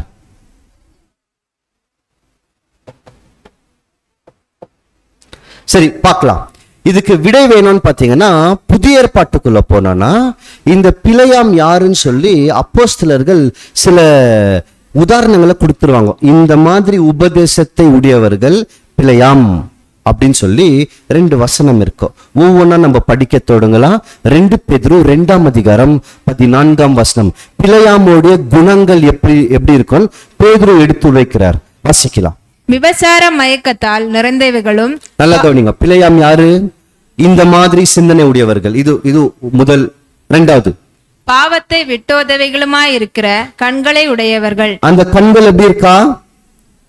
பாவத்தை பார்க்கறது விடவே முடிய மாட்டேன்னு இருக்கா. அந்த கண் எப்பவுமே ஏதோ உத்து பார்த்துன்னு இருக்கா, பாவத்தையே பார்த்துன்னு இருக்கா. அடுத்து, உறுதி இல்லாத ஆத்துமாக்களை தந்திரமாய் பிடித்து பொருளாசைகளின் பழகின இருதயத்தை உடைய சாபத்தின் பிள்ளைகள். அடுத்து 3வது என்ன சொல்றாருன்னா, சில மக்கள் உறுதியா இருக்க மாட்டாங்களா, அவங்ககிட்ட வந்து தந்திரமா பேசி அவங்கள வஞ்சித்து அவங்கள பிடிச்சு இழுத்துன்னு போயிடுவாங்களாம். இவங்களுக்கு எது மேலதான் அதிகமான ஆசைன்னு பாத்தீங்கன்னா பொருள் மேல ஆசை. இதெல்லாம் யாருடைய குணம் தெரியல. அடுத்து சொல்றாரு பாருங்க 15ஆம் வசனம். செம்மையான வழியை விட்டு தப்பி நடந்து பேயோரின் குமாரனாகிய பிலேயோமின் வழியை பின்பற்றி போனவர்கள். புரிஞ்சுச்சுங்களா? அப்ப இவங்க எல்லாம் யாருடைய வழியில போயின்னு இருக்கிறாங்க? பிழையாமுடைய வழியில. எதை விட்டு போயிட்டாங்களா? சரியான வழியை விட்டு தவறான பாதையில. என்னத்துக்கு போனாங்க? எது மேல ஆசைப்பட்டு போனாங்க? 4 பாயிண்ட் கொடுத்தார். ஒன்னு வேசித்தனம். 2வது இருக்கிறீங்களா, கவனிக்கிறீங்களா? 2வது நாங்க சொன்னாரு, அவங்களுடைய கண்கள் பாவத்திலிருந்து விட்டு வரத்துக்கு மனசே இல்ல. கண் எது மேலதான் இருக்கு? எப்பவுமே பாவத்து மேலதான் நோக்கமா இருக்கு. 3வது நீங்க தான் சொல்லணும், அவங்களுக்கு பொருள் மேல ஆசை. அது கூடவே என்ன சொல்றாருன்னா, உறுதி இல்லாத ஜனங்களிடத்தில் வந்து தந்திரமாய் பேசி அவர்களையும் என்ன பண்றாங்களா, வேற வழியில இழுத்துன்னு போருங்கள், பிழையாமுடைய வழியில போருகிறவர்கள் என்றார். இப்ப நம்ம வந்துட்டோம். இப்ப நான் உதாரணம் கொடுக்கிறேன். சத்தியத்தை கேட்டு நம்ம வந்தாச்சு. இப்ப உடனடியாக யாரோ ஒருத்தவங்க வந்து நம்ம கிட்ட பேசி, இல்ல இது சத்தியம் இல்ல, வேறொரு இடத்துல போகணும்னு நம்ம கிட்ட சொல்றாங்க. நம்ம உறுதியா இருக்கிறோம். வசனத்தை காமின்னு கேட்குவோம். உடனே என்ன கேட்குவோம்? வசனத்தை காமின்னு தான் கேட்குவோம். வசனத்துக்கு வசனம் விடை கொடுன்னு சொல்லுவோம். இந்த வசனத்துக்கு விளக்கத்தை கொடுன்னு சொல்லுவோம். அடுத்து என்ன பண்ணுவோம்னா, நம்மளுக்கு தெரிஞ்ச வசனங்களை அவங்களுக்கு கேள்வியா கேட்குவோமா? சரி, நீங்க சொல்றீங்க இந்த மாதிரி, இந்த வசனம் இப்படி சொல்லுது, இதுக்கு என்ன பண்ணுங்க, விடை கொடுங்க. கேட்குவீங்களா? கேட்க மாட்டோமா? அப்படி கேட்கிறவர்கள் உறுதியா இருக்கிறோன்ட்டு. இன்னும் சில பேர் நம்ம மத்தியிலே, அதாவது நம்போனா நம்ம மட்டும் இல்லைங்கோ, சத்தியத்தை கேட்டு வந்தவர்கள் எல்லாருக்குமே இது பொருந்தும். உறுதி இல்லாமல் இருக்குவோம். ஏன்னா இன்னும் வளர்ச்சி அடியில, இன்னும் வேர்கொள்ளல, ஏதோ ஒரு வகையில கொஞ்சம் நல்லா இருக்குன்னு இருக்கிறோம், ஆனா உறுதி இல்லை. அவங்க கிட்ட போய் இதே விஷயங்களை சொல்லும் போது அவங்க என்ன பண்ணிடுவாங்கன்னா, அவங்க விழுந்துருவாங்க. அந்த மாதிரி வழிகளில் கொண்டு போகிறவர்களுக்கு பேதுரு மூலியமா தேவன் கொடுக்கிற பேர் என்ன தெரியுங்களா? பிழையாம். அன்னைக்கு மட்டும் பிழையாம் வரலங்க, இன்னைக்கு வரைக்கும் உள்ளதா வருவாங்க. ஒவ்வொரு காலத்துக்கும் பிழையாம் போன்றவர்கள் வந்துனேதான் இருக்குவாங்க. கொஞ்சம் வளர்ச்சி அடைஞ்சவர்களிடத்தில் போய் பேசினா அவங்க உறுதியா இருந்தா வசனத்தை எடுத்து சொல்லி கேட்கலாம் கேள்விகள். ஆனா உறுதி இல்லாதவர்கள் உடனடியாக சாஞ்சு போயிடுவாங்க. இது ஒரு வகை. இன்னொரு வகையான பிழையாம் எப்படி இருக்குவாங்கன்னா, ஏதோ ஒரு ஆசை, ஜனங்களை ஆதாயம் படுத்தி கொள்ளணும், நிறைய கூட்டத்தை சேர்க்கணும், அதற்காக கூட ஜனங்களை பிடிக்குவாங்க. இந்த ஒரு பிழையாம் கூட வருவாங்க. இது மட்டும் பிழையாம் இல்ல, இன்னொரு பிழையாம் கூட இருக்கிறான். சரி, இன்னொரு பிழையாம் கூட பார்க்கலாம். வசனத்தை வாசிக்கலாம். யூதா 1ஆம் அதிகாரம் 11ஆம் வசனம். இவர்களுக்கு ஐயோ, இவர்கள் காயினுடைய வழியில் நடந்து பிழையாம் கூலிக்காக செய்த வஞ்சகத்தில் விரைந்தோடி கோரா எதிர்த்து பேசின பாவத்திற்கு உள்ளாகி கெட்டு போனார்கள். 3 பேரை பத்தி சொல்றாருங்க. காயின், பிழையாம், கோரா. காயின் என்ன பண்ணாரு? பொறாமைனால சொந்த சகோதரனையே சாகடிச்சிட்டாரு. பிலேயாம் என்ன பண்ணாரு? காசுக்காக தேவனுக்கு விரோதமான வேலையை செய்ய தொடங்கிட்டாரு. அடுத்து யார சொல்லின்னு வராரு? கோரா யாருங்க? என்ன பண்றாங்கன்னா, நாங்களும் தூபத்தை போடுவோம் போவாங்க. அப்ப தேவன் என்ன பண்ணுவாருன்னா, இந்த பூமியை பிளந்து எல்லாருமே உள்ள விழுந்து செத்துருவாங்க. அப்போ இவங்களுக்கு தேவன், நீ மட்டுமா செய்யணும், நானும் செய்வேன். ஏன் தேவன் உனக்கு மட்டும் தான் அதிகாரம் கொடுத்தாரா, நான் செய்யக்கூடாதா? அந்த ஒரு மனநிலைமை. ரெண்டாவது, பொறாமைனால சகோதரன் மேல இல்லாது பொல்லாது சொல்லி பின்னாடி கொலை பண்றது. அன்னைக்கு கத்தியில கொலை பண்ணாங்க, இன்னைக்கு உங்க பத்தி நான் பின்னாடி பேசினாலே அது கொலைதான். சகோதரனை பகைக்கிற எவனும் கொலைகாரன், மனித கொலைபாதக்காரனா இருக்கிறான்ட்டு அதுவும் கொலை செய்வாங்களா? பிலேயாம் எப்படி கூலிக்காக தேவனுக்கு விரோதமான வேலை செஞ்சாங்களோ, காசுக்காக செய்வாங்களா? இந்த மாதிரி இன்னைக்கு யாருன்னா செய்யறாங்களா? உலகத்துல பல பேர் செய்யறாங்க. சின்ன உதாரணம் எடுத்து பார்க்கலாம். இன்னைக்கு நிறைய இடத்துல, யாரையுமே குற்றப்படுத்தி சொல்ல விரும்பல, நிறைய இடத்துல இன்னைக்கு பிரசங்கம் பண்றதுக்கு எதற்காக தான் பிரசங்கம் பண்றோம்? காசு தாங்க.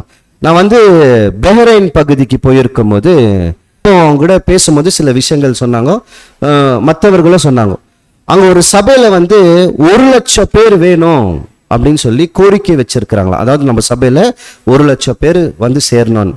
ஏன் அந்த கணக்கு வந்ததுன்னா, ஞாயிற்றுக்கிழமையில 1,00,000 பேர் ஒவ்வொருத்தங்களும் ஒவ்வொரு தினார் கொடுத்தா கூட நம்மளுக்கு 1,00,000 தினார் ஆயிடும், அவ்வளோ காசு சேரும் அப்படின்னு சொல்லி.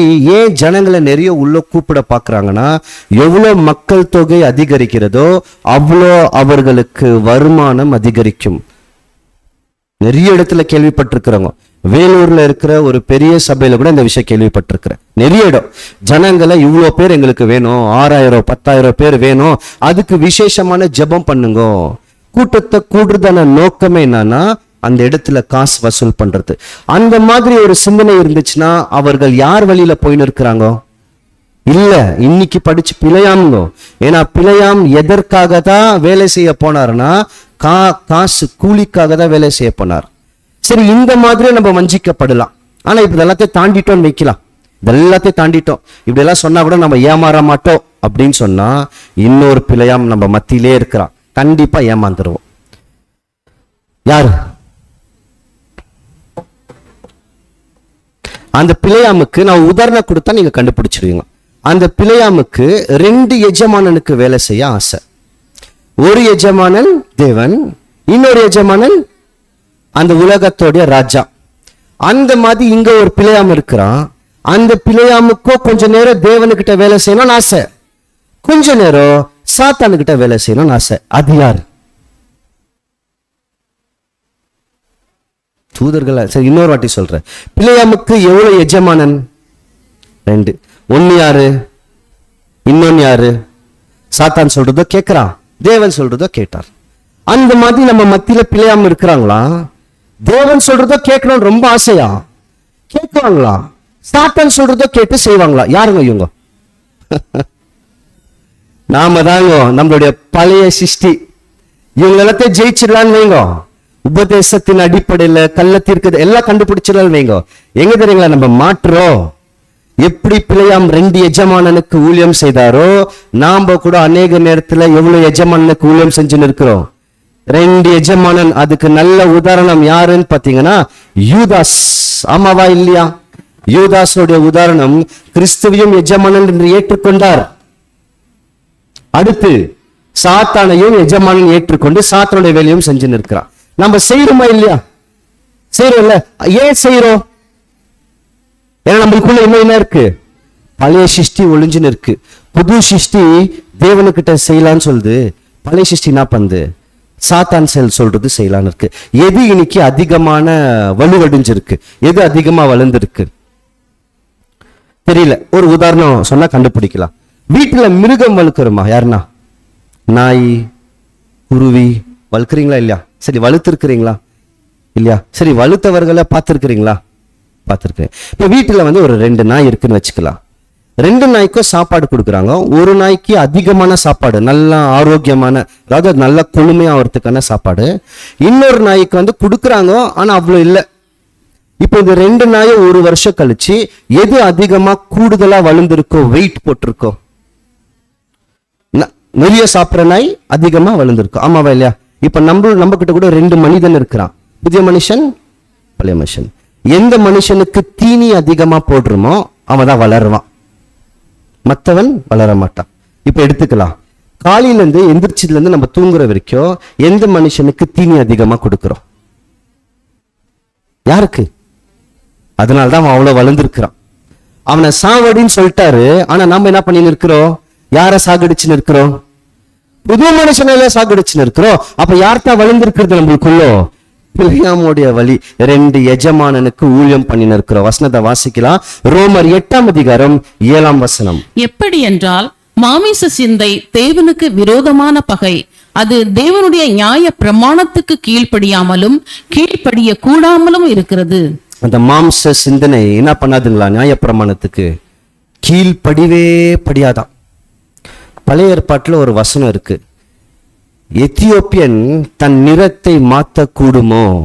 சிவங்கி தன்னுடைய அந்த அந்த பொட்டு பொட்டா வச்சிருக்கோங்களே, அது மாத்த கூடுமோ? அப்படியே தான் நீங்களும் அக்கிரமம் செய்கிற ஜனங்கள் மாற முடியாதுன்றார். நான் ஒரு கேள்வி கேட்கிறேன், அதுக்கு வசனம் பார்க்கலாம். என்ன கேட்கிறாருன்னா, எத்தியோப்பியன் தெரியல, எத்தியோப்பியர்கள் எப்படி இருக்குவாங்க? அவங்கள வெள்ளையா மாத்த முடியுமா? முடியவே முடியாது. சிவங்கி, லெப்பர்டு ஆங்கிலத்துல, அது மேல என்ன இருக்கும்? தோல் மேல பொட்டு பொட்டா இருக்கும். அதை மாத்த முடியுமா? முடியாது தானே. இப்போ அந்த மாதிரி நாம இருக்கிறோமா? நம்மள மாத்த முடியுமா? அப்பனா மாத்த முடியுமா? ஐயோ, நீங்க பதிலே சொல்ல மாட்டேங்கிறீங்களே. நம்மளால் நம்ம மாறுவோமா, மாற மாட்டோமா? ஆனா வசனத்துல என்ன சொல்வார்னா, எத்தியோப்பியன் நிறத்தை மாத்த முடியாது தானே. சிவங்கியும் தன் நிறத்தை மாத்தி கொள்ளவே முடியாது. அப்ப நம்மளால கூட என்ன பண்ண முடியாது? மாறவே முடியாதுன்னு தானே உண்மை. அப்ப தேவன் ஏன் நம்மள மாறுன்றாரு? நம்மளால மாறவே முடியாது. அது எப்படி தெரியுங்களா? நம்மளுடைய பழைய சிருஷ்டிக்கிறா பாருங்க, பழைய மனுஷன், அவனை மாத்தவே முடியாது. அவன் தான் எத்தியோப்பியன், அவன் தான் அந்த சிவங்கி, மாத்தவே முடியாது. ஆனா என்ன பண்ண முடியும்?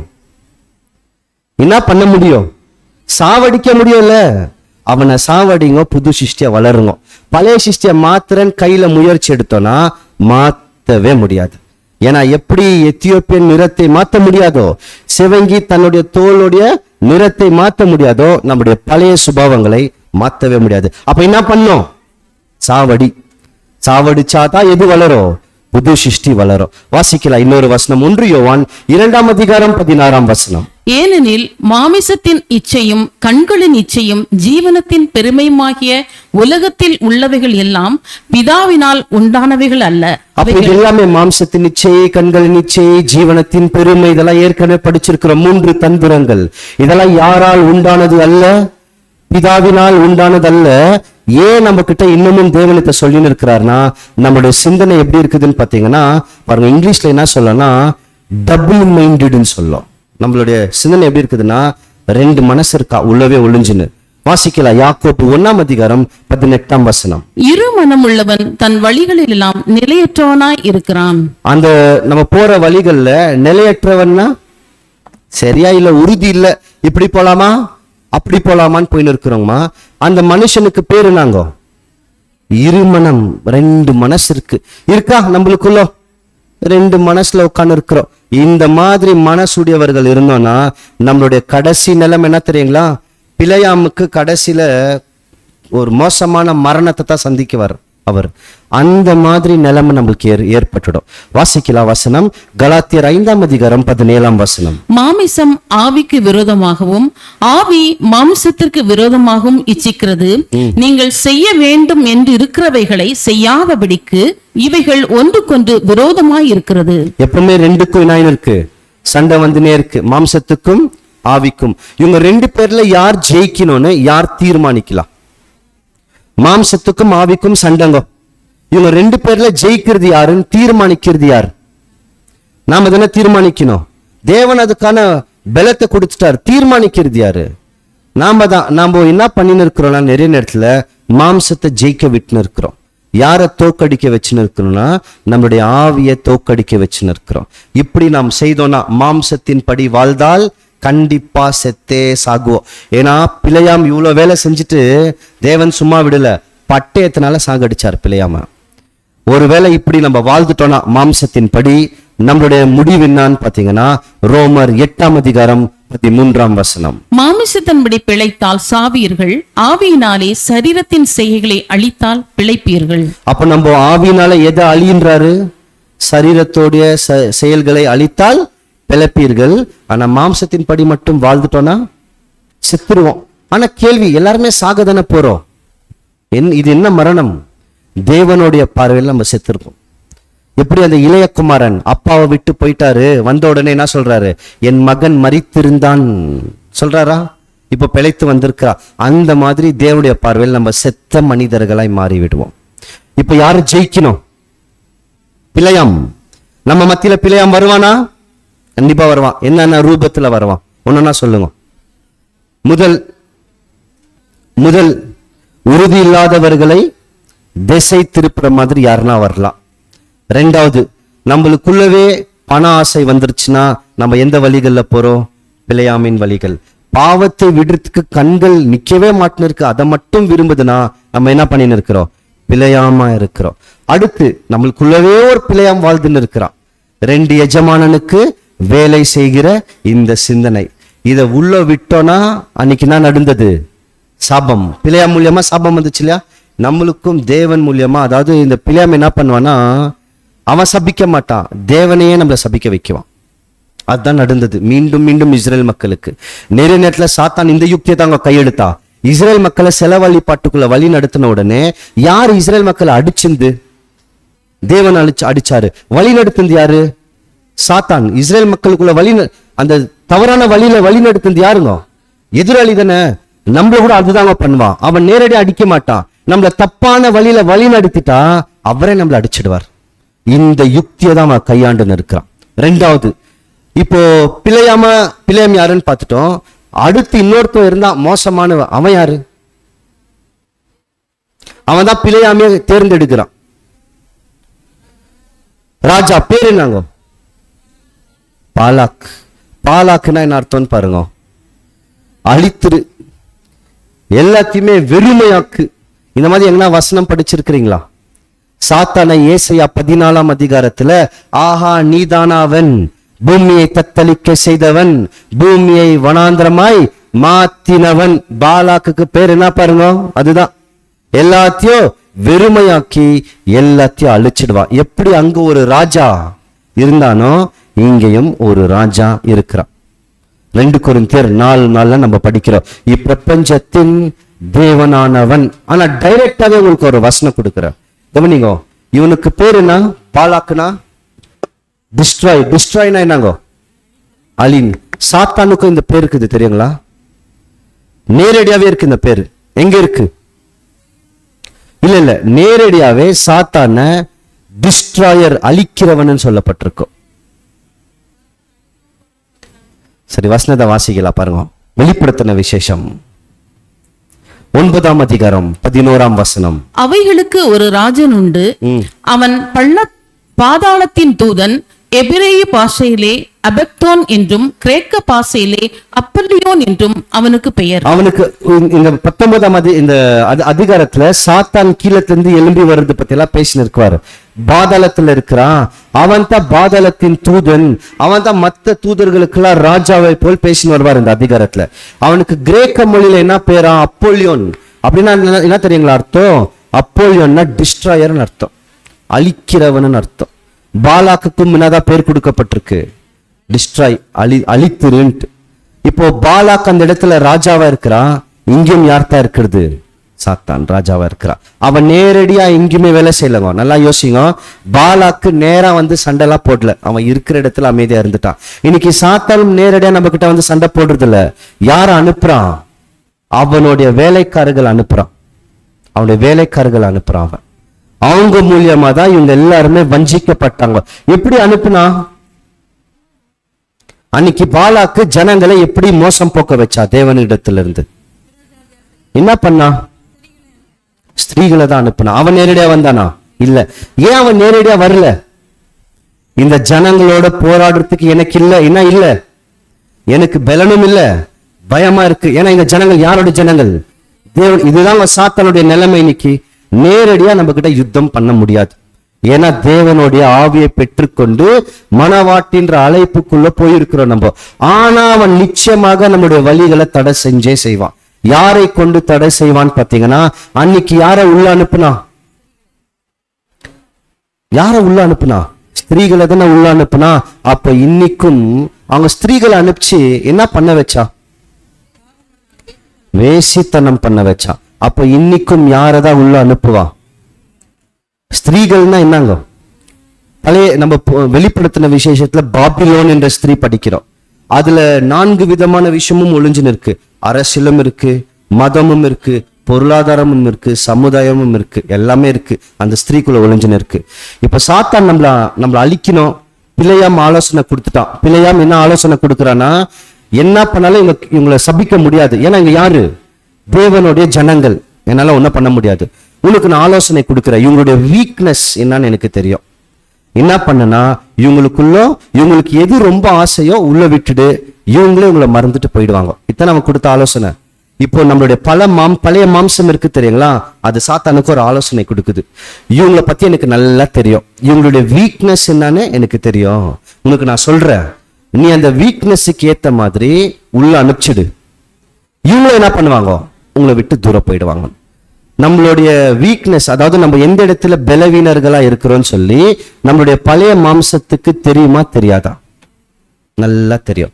சாத்தானுக்கு தெரியுமா தெரியாதா? நல்லா தெரியும். இப்போ அவன் யாரை உள்ள அனுப்புனா? ஸ்திரீகள் அனுப்புனா. அவங்க என்ன பண்ணிட்டாங்க? வேசித்தனம் பண்ணிட்டாங்க. இப்ப நாம செய்யறோமா செய்யறது இல்லையா?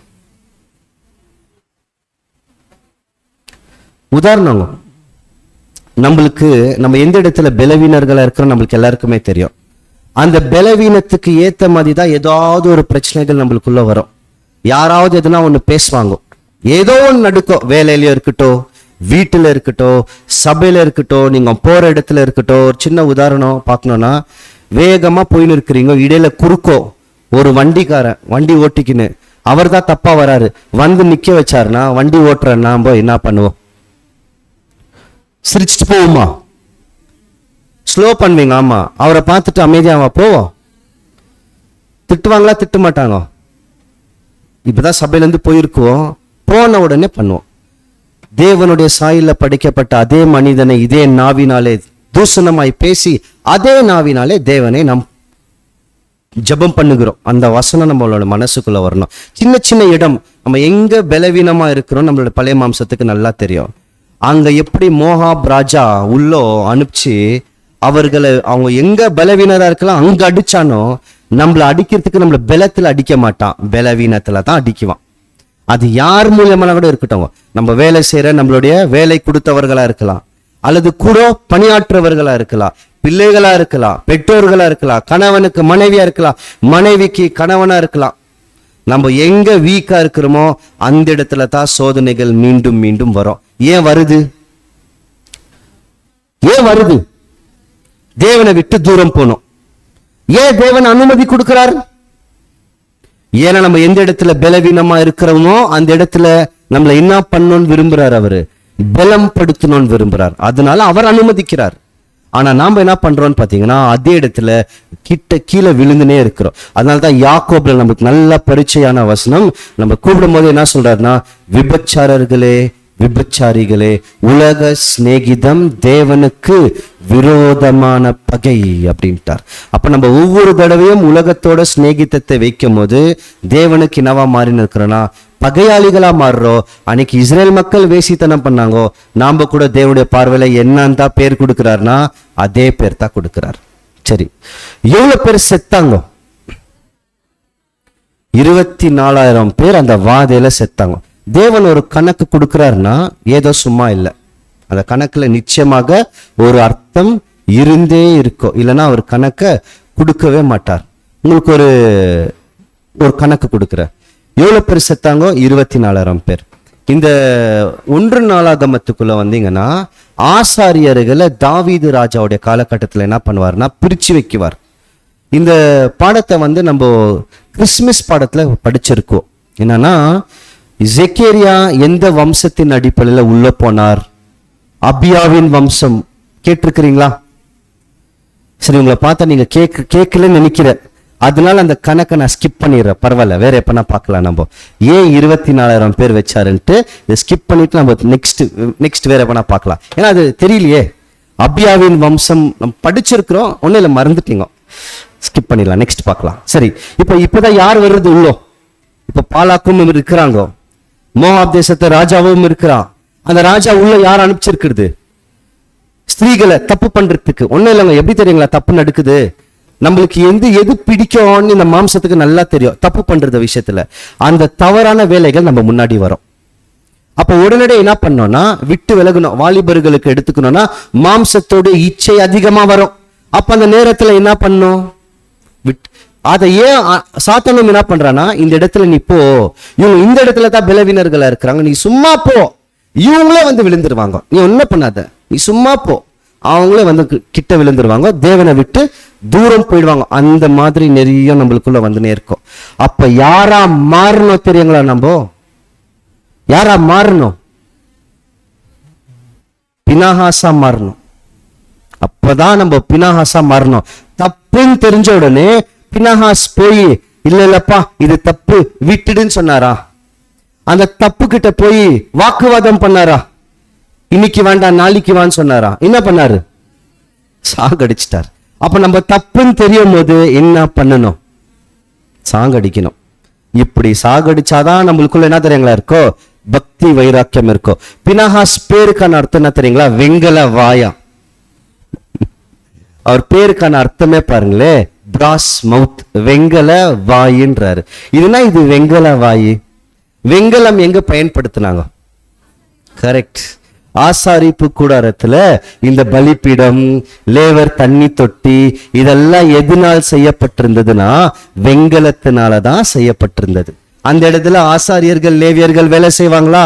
அந்த ஆசாரிப்பு கூடாரத்துல இந்த தண்ணி தொட்டி எதுக்கு பயன்படுத்தப்பட்டது? லேவர் சுத்திகரிப்பு. பலிபீடம் எதுக்கு பயன்படுத்தப்பட்டது?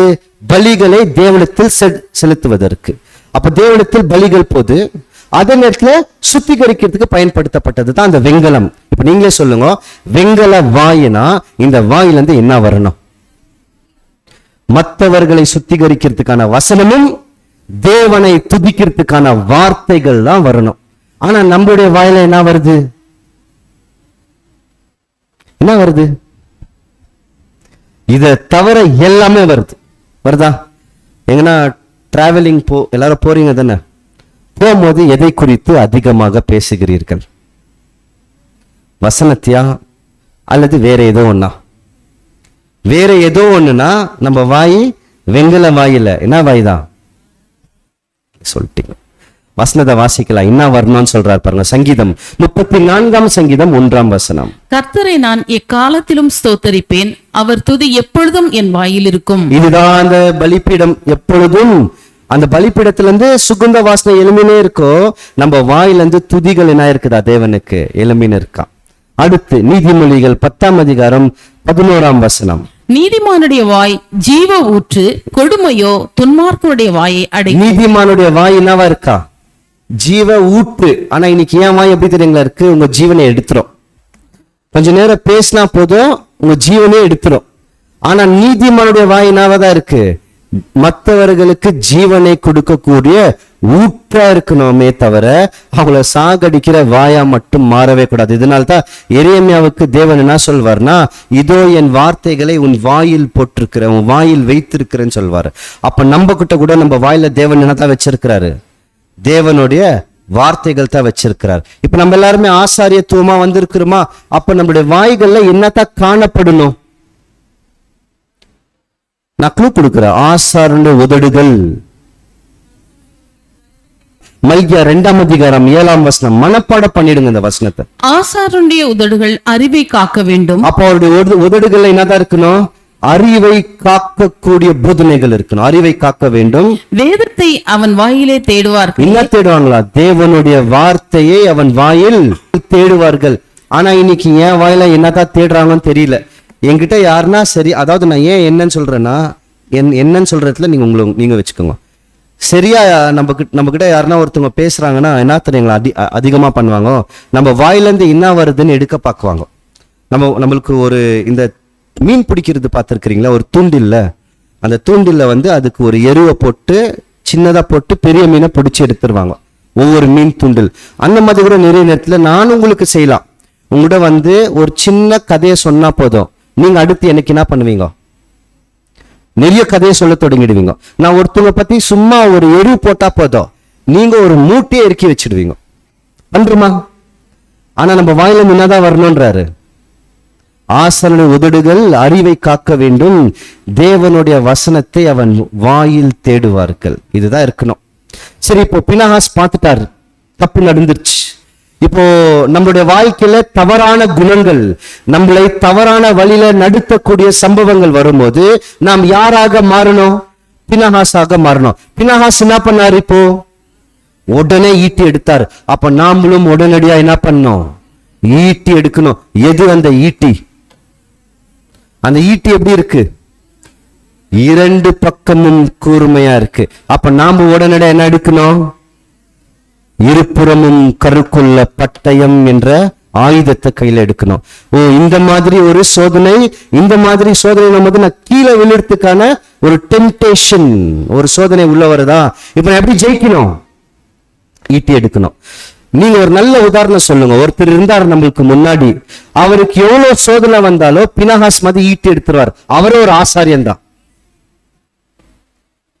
நான் திருப்பி சொல்றேன், கேளுங்க. நமக்கு முன்னாடி ஒருத்தர் இருந்தாரு, அவருக்கு எவ்வளவு சோதனை வந்தாலும் பினஹாஸ் மாதிரி போய் ஈட்டி எடுத்துக்குவாரு. அவரும் ஒரு ஆசாரியன் தான். கிறிஸ்து தாங்க. கிறிஸ்துக்கு வந்த சோதனைகள்ல சாத்தானுகிட்ட ஜெயிக்கிறதுக்கு எதை எடுத்தார்? அவரு வசனத்தை தான் எடுத்தார். கையில இருபுறமும் கருக்குள்ள பட்டயம், அதை காட்டிலும் கூர்மையா இருக்கு. இததான் எடுத்து ஒவ்வொரு தடையும் என்ன பண்ணாரு? ஜெயித்தாரா ஜெயிக்கலையா? ஜெயித்தார். இப்போ அந்த கூடாரத்துக்குள்ளோ தவறான வேலை நடக்குது, நம்மளுக்குள்ளோ தவறான சிந்தனை வருதா? பினஹாஸ் யாரு? தவறான சிந்தனை எது? அதற்கு கேட்கிற பினஹாஸ் யாரு? நம்மளுக்குள்ள இருக்கிற பினஹாஸ் யாரு? பழைய சிருஷ்டியா? புது சிருஷ்டி. தேவன் கொடுத்த புதிய சிந்தனை. பினஹாஸ் மதி பக்தி வைராக்கியமா இருக்கணுமா? ஏதாவது தப்பு அப்படின்னு தெரிஞ்ச உடனே என்ன பண்ணும்? உடனே ஈட்டி எடுக்கணும். ஈட்டி கையில எடுக்கணும், அப்புறமா தான் குத்தணும். அப்பனா என்ன தெரியுங்களா முதல் பண்ணணும்? முதல் அந்த முடிவை கையில எடுக்கணும், டிசிஷன் பண்ணணும். என்ன டிசிஷன், என்ன முடிவு எடுக்கணும்னா, இது கண்டிப்பா கூடாது, இதை என்ன பண்ணியே பண்ணோம்? தீர்மானம் பண்ணோம். சாகடிச்சே அடிக்க, அதெல்லாம் எடுத்தார். அப்ப நாம கூட என்ன பண்ணோம்னு பாத்தீங்கன்னா, ஒரு உறுதியான தீர்மானத்தை எடுக்கணும். கண்டிப்பா நான் இப்ப என்ன பண்ண போறேன்? இந்த சிந்தனைய அல்லது இந்த செயலை நான் இத்துடன் சாகடிக்க போறேன். அப்ப உடனடியாக கையில ஈட்டிய எடுக்கணும். இதே மாதிரி ஒருத்தர் இருந்தார், ஒரு பெரிய அரக்கனை கையில ஒரு கூர்மையான ஒரு பொருளை வைத்து, ஆயுதத்தை வச்சு தலையை வெட்டிட்டார். தாவீது கோலியாத்தை பட்டயத்தை எடுத்து என்ன பண்றாரு? தலையை அடிச்சு வெட்டினாரா? அப்போ நாம கூட என்ன பண்ணோம்னா வெட்டணும். எப்படி வெட்டுறது? அதுக்கு சில ஒரு 4 ஸ்டேஜ் பார்க்கலாம். 4 ஸ்டேஜ்னா ஒவ்வொரு விதங்கள். இப்ப நான் பாவம் செய்யறதுக்கான ஒரு ஆசை வருதா? தூண்டுதல். எல்லாருக்குமே பாவம் செய்யறதுக்கு தூண்டுதல் வருதா இல்லையா? வருது இல்ல? ஒரு டிசையர், நான் என்ன பண்ணணும்? இதை நான் செய்யணும். அந்த டிசையர், அந்த தூண்டுதல் வரும்போதே அந்த தூண்டுதலை வெட்டிடணும், வளர விடக்கூடாது. அந்த தூண்டுதல் வளர்ந்து வளர்ந்து நமக்கு சிந்தனையாக மாறக்கூடாது. அந்த தூண்டுதல் வரும்போது நம்மளுக்கு தெரிஞ்சிடும், ஓ என்ன இந்த பாவம் செய்யறதுக்கு என்னுடைய மனசு தூண்டுது. அப்பவே யாரா மாறணும்? பினஹாஸ். எப்படி எப்படி எடுக்குவீங்க? ஒரு ஈட்டிய கையில எடுக்கணும்னா ஒரு முடிவு, நான் சாகடிக்கிறேன். அப்ப நம்ம எதை கையாளணும்? வசனத்தை கையாளணும். வசனம் என்ன சொல்லும்? இந்த பாவ சிந்தனை தவறு, உடனடியாக என்ன பண்ணு? அதை அறுத்து தூக்கி போட்டுடுன்ட்டு. வாசிக்கல ஒரு 2 வசனம். ரோமர் 8:13. மாமிசத்தின்படி பிழைத்தால் சாவீர்கள், ஆவியினாலே சரீரத்தின் செய்கைகளை அழித்தால் பிழைப்பீர்கள். ஒரு சின்ன உதாரணம் இதுக்கு, நம்மளுக்கு எல்லாருக்குமே தெரிஞ்ச உதாரணம். கிறிஸ்து சொல்றது, ஒரு ஸ்திரீயை பார்த்தாலே, இச்சையுடன் பார்த்தாலே, அது எதுக்கு சம்பந்தப்படுத்தி சொல்றாரு? அது விபச்சார பாவத்துக்கு சம்பந்தப்படுத்தி சொல்லிட்டார். அப்ப நம்ம இந்த மாதிரி ஒரு இச்சை வந்தாலே என்ன நடக்குது? பாவம் செஞ்சுட்டோம். அதனால அந்த தூண்டுதல் வரும்போது அந்த தூண்டுதல் என்ன பண்ணிடணும்? அது எதுனா எடுத்துக்கோங்க, அந்த இடத்துல நீங்க நமக்கு வர தூண்டுதலை நம்மளே போட்டுக்கலாம். உடனே சாகடிக்கணும். சரி, தூண்டுதலை நம்ம சாகடிக்கல, அந்த தூண்டுதல் வளர்ந்துருச்சு. அடுத்து என்ன பார்க்கலாம். எப்படி சாகடிக்குவோம்? சாகடிக்கிறதுக்கு என்ன வேணும்? பட்டயம், வசனம் வேணும். ஆனா வசனம் தான் என்ன இல்லை நம்ம கிட்ட, இருதயத்திலே இல்லையே. அதனால தான் 119 சங்கீதம் 11 வசனத்துல சொல்லும் போது, உம்முடைய வார்த்தையின் இருதயத்தில் நான் காத்து நிற்கிறேன். ஏன் காத்து நிற்கிறேன்னா, உமக்கு விரோதமாக நான் பாவம் செய்யக்கூடாதுன்னா என்னுடைய இருதயத்தில் என்ன இருக்கணும்? அந்த வசனம் இருக்கணும். வாசிக்கலாம் 119 சங்கீதம் 11 வசனம். நான் உமக்கு விரோதமாய் பாவம் செய்யாதபடிக்கு உமது வாக்கை என் இருதயத்தில் வைத்து வைத்தேன். அப்ப நம்ம பாவம் செய்யக்கூடாதுன்னா நம்மளுடைய இருதயத்தில் என்ன இருக்கணும்? எந்நேரமும் பட்டயம் கையிலே இருக்கணும். ஈட்டி, கூர்மையான ஈட்டி இருக்கணும். இல்லைன்னா என்ன பண்ண முடியாது? ஜெயிக்கவே முடியாது. அப்ப இருதயத்துல முதல் இதை வைக்கணும். இது முதல் ஸ்டேஜ். அந்த தூண்டுதல் வருது, அப்பவே சாகடிக்கிறோம். சரி, விட்டுட்டோம், தூண்டுதல்ல சாகடிக்க முடியல. அடுத்து நான் நடக்கும் அந்த தூண்டுதல். அந்த தூண்டுதல் கொஞ்சமா வளர்ந்து திட்டம் போட தொடங்குவோம். அதாவது அந்த தூண்டுதல் சிந்திக்கும். சரி, இப்ப முதல் தூண்டுதல் பாவம் செய்யணும். அடுத்தது சிந்திச்சு, சரி எப்போ செய்யலாம்? வரல தூண்டுதல், எப்போ செய்யலாம், எப்படி செய்யலாம்? அந்த இப்ப அடுத்த கட்டத்துக்கு போகுது அந்த பாவம். அப்போ முதல் தூண்டுதலை சாவடிக்கணும். சாகடிக்கலன்னா அது ஒரு சிந்தையாய் மாறுது. அந்த சிந்தனை அடுத்து என்ன பண்ணனா ஒரு திட்டத்தை போடும். இந்த பாவத்தை எப்படி திட்டம் போட்டு செய்யலாம். அடுத்து என்ன சாகடிக்கணும்னு பாத்தீங்கன்னா, ஒருவேளை தூண்டுதலை சாகடிக்க முடியலன்னா அந்த சிந்தனையை சாகடிக்கணும். ஏன்னா சிந்தனையை சாகடிக்காம விட்டுட்டோம்னா அது என்னவா மாறிடும்னா திட்டமா மாறிடும். சரி, இந்த தவறை என்ன பண்ணலாம், நான் செய்தே செய்யலாம். பவுல் அதுக்கு ஒரு ஆலோசனை கொடுக்கிறார். இந்த வசனத்தை படிக்கலாம், அப்புறமா அதோடைய விளக்கத்தை நான் சொல்றேன். 2 கொரிந்தியர் 10 வசனம். அவைகளால் நாங்கள் தர்க்கங்களையும் தேவனை அறிகிற அறிவுக்கு விரோதமாய் எழும்புகிற எல்லா தேவனுக்கு விரோதமாக எழும்புகிற எல்லா மேட்டிமையும் நிர்மூலமாக்கி எந்த எண்ணத்தையும் எதைதான் சொல்றாரு? எண்ணம், மைண்ட், தாட், யோசனை, சிந்தனை, எண்ணத்தையும் கிறிஸ்துவுக்கு கீழ்ப்படிய சிறைப்படுத்துகிறவர்களாய் இருக்கிறோம். என்ன அர்த்தம் இந்த வசனத்தோட அர்த்தம் என்ன? சரி, என்ன சொல்றாரு நான் சொல்றேன். பவுல் என்ன சொல்றாருன்னா பாருங்க, இப்போ நம்ம பார்த்துன்னு வர அதே விஷயம் தான். முதல் தூண்டுதல் வருது, தூண்டுதலை சாகடிக்கிறோம். தூண்டுதலை சாகடிக்கலன்னா அது என்ன ஆகுது? எண்ணமா மாறுது. அந்த எண்ணம் தான் திட்டமா மாறும். இப்போ பவுல் என்ன ஆலோசனை கொடுக்கிறாருன்னா, நம்மளுக்கு வர எல்லா எண்ணத்தையும் சோதித்து பார்க்கணுமா. இந்த எண்ணம் தேவனுடைய எண்ணமா அல்லது இது தேவனுக்கு விரோதமான எண்ணமா அப்படின்னு. இப்ப நம்ம மனசு சொல்லிடும் இது தேவனுக்கு விரோதமான எண்ணம் அப்படின்னு சொன்ன உடனே அந்த எண்ணத்தை, அந்த சிந்தனைய போய் பிடிச்சிடுன்றார். கைதியா மாத்திடு, கைதியாய் மாத்தி அந்த எண்ணத்தை சிறையில போடுன்றார். புரியுதா? இப்ப அந்த கடைசி 2 லைனை வாசிங்க, இப்ப புரிய பாருங்க. அவைகளால் நாங்கள் தர்க்கங்களையும் கடைசி இந்த 3 லைன், எந்த எண்ணத்தையும் அந்த எண்ணத்தை கிறிஸ்துவுக்கு கீழ்ப்படிய சிறைப்படுத்துகிறவர்களாய். அதை என்ன பண்ணுன்றாரு? சிறைப்படுத்தினா போருக்கு போறாங்க இல்லைங்களா, சண்டை போடுவாங்க. அவங்கள ஆங்கிலத்துல பிரிசனர்ஸ் ஆஃப் வார் அப்படின்வாங்க.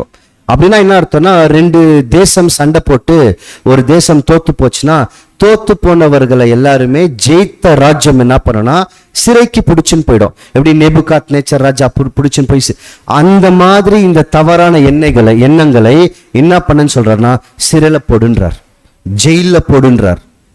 இப்ப அடுத்த கட்டம் நம்ம என்ன பண்ணலாம்? முதல் எண்ணம் வந்துச்சு, சாகடிக்க முடியல, எண்ணம் சிந்தனையா மாறிச்சு.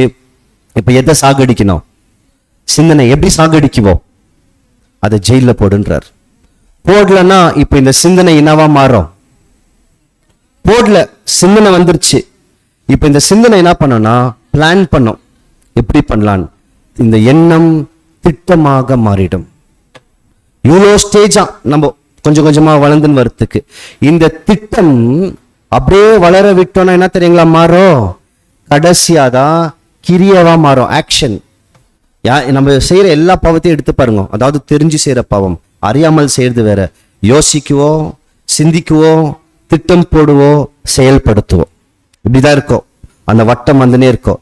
முதல் யோசனை அழி, இல்லைன்னா அது வளர்ந்துருச்சுன்னா சிந்தனை அழி. சிந்தனை வளர்ந்து திட்டம் போட்டியா, திட்டத்தை அழி. அப்படி இல்லைன்னா அந்த திட்டம் செயல்பாடா மாறிடும். செயல்பாடா மாறிட்டோம்னா தேவன் முன்னாடி சாட்சியா நாமளே கொடுத்துருவோம், ஆமா நான் இதை செஞ்சுட்டேன் தேவனேன்ட்டு. அப்போ அந்த ஒரு திட்டத்தை என்ன பண்ணுன்றாருன்னா மாத்தி விடு, அதாவது சாகடி. எப்படி பண்றது அப்படின்னா ஒரு 4 கற்பனைகளை கொடுக்கிறார். ரெண்டு வசனம் வாசிக்கலாம்.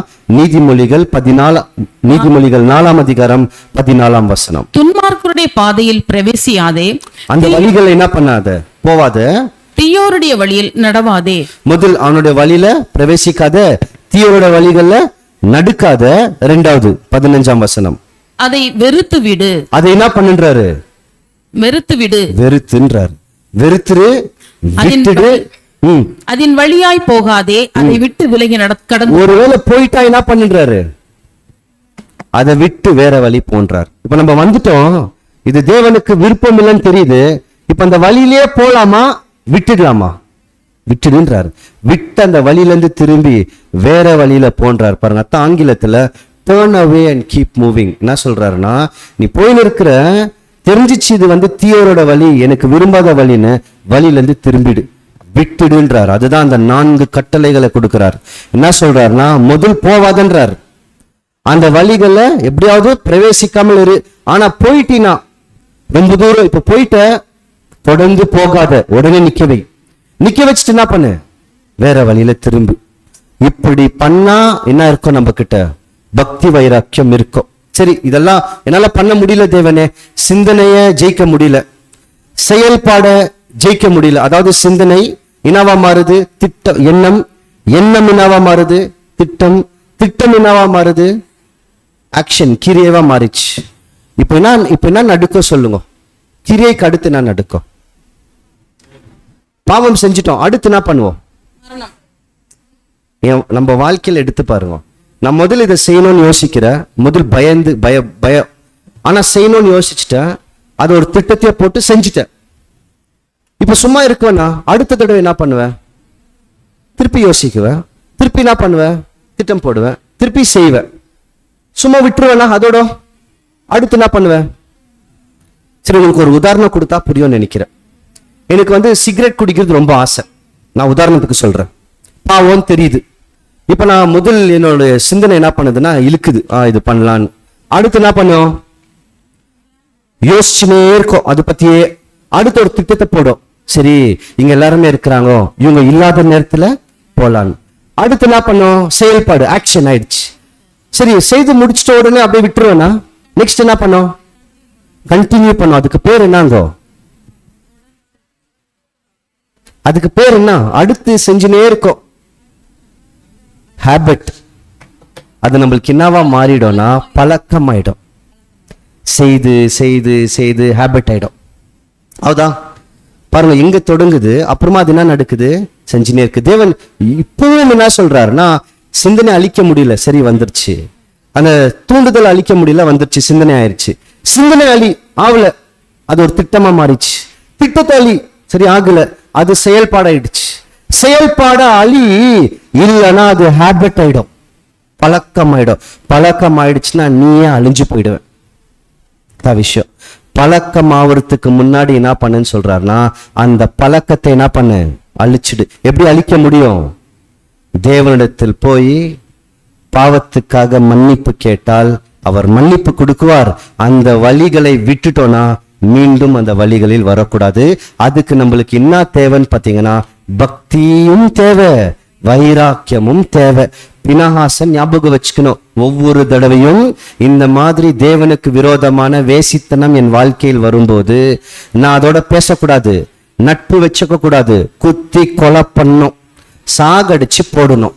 விட்டோனா வளர்ந்து பழக்கமா மாறிடும். வாசிக்கலாம், 1 யோவான் 1ஆம் அதிகாரம் 9ஆம் வசனம். நம்முடைய பாவங்களை நாம் அறிக்கையிட்டால் பாவங்களை நமக்கு மன்னித்து எல்லா அநியாயத்தையும் நீக்கி நம்மை சுத்திகரிப்பதற்கு அவர் உண்மையும் நீதியும் உள்ளவராய் இருக்கிறார். எப்படி சுத்திகரிக்கிறார் நம்மள? நம்ம தேவன்கிட்ட போய் அறிக்கையிடுறோம், தேவனே நான் இதை தப்பு பண்ணிட்டேன், என்ன மன்னிச்சுக்கோங்க. தேவன் சரி நான் உன்னை மன்னிச்சிடுறேன், இப்போ உன்னை சுத்தமாக்குற. எப்படி சுத்தம் பண்ணுவாரு?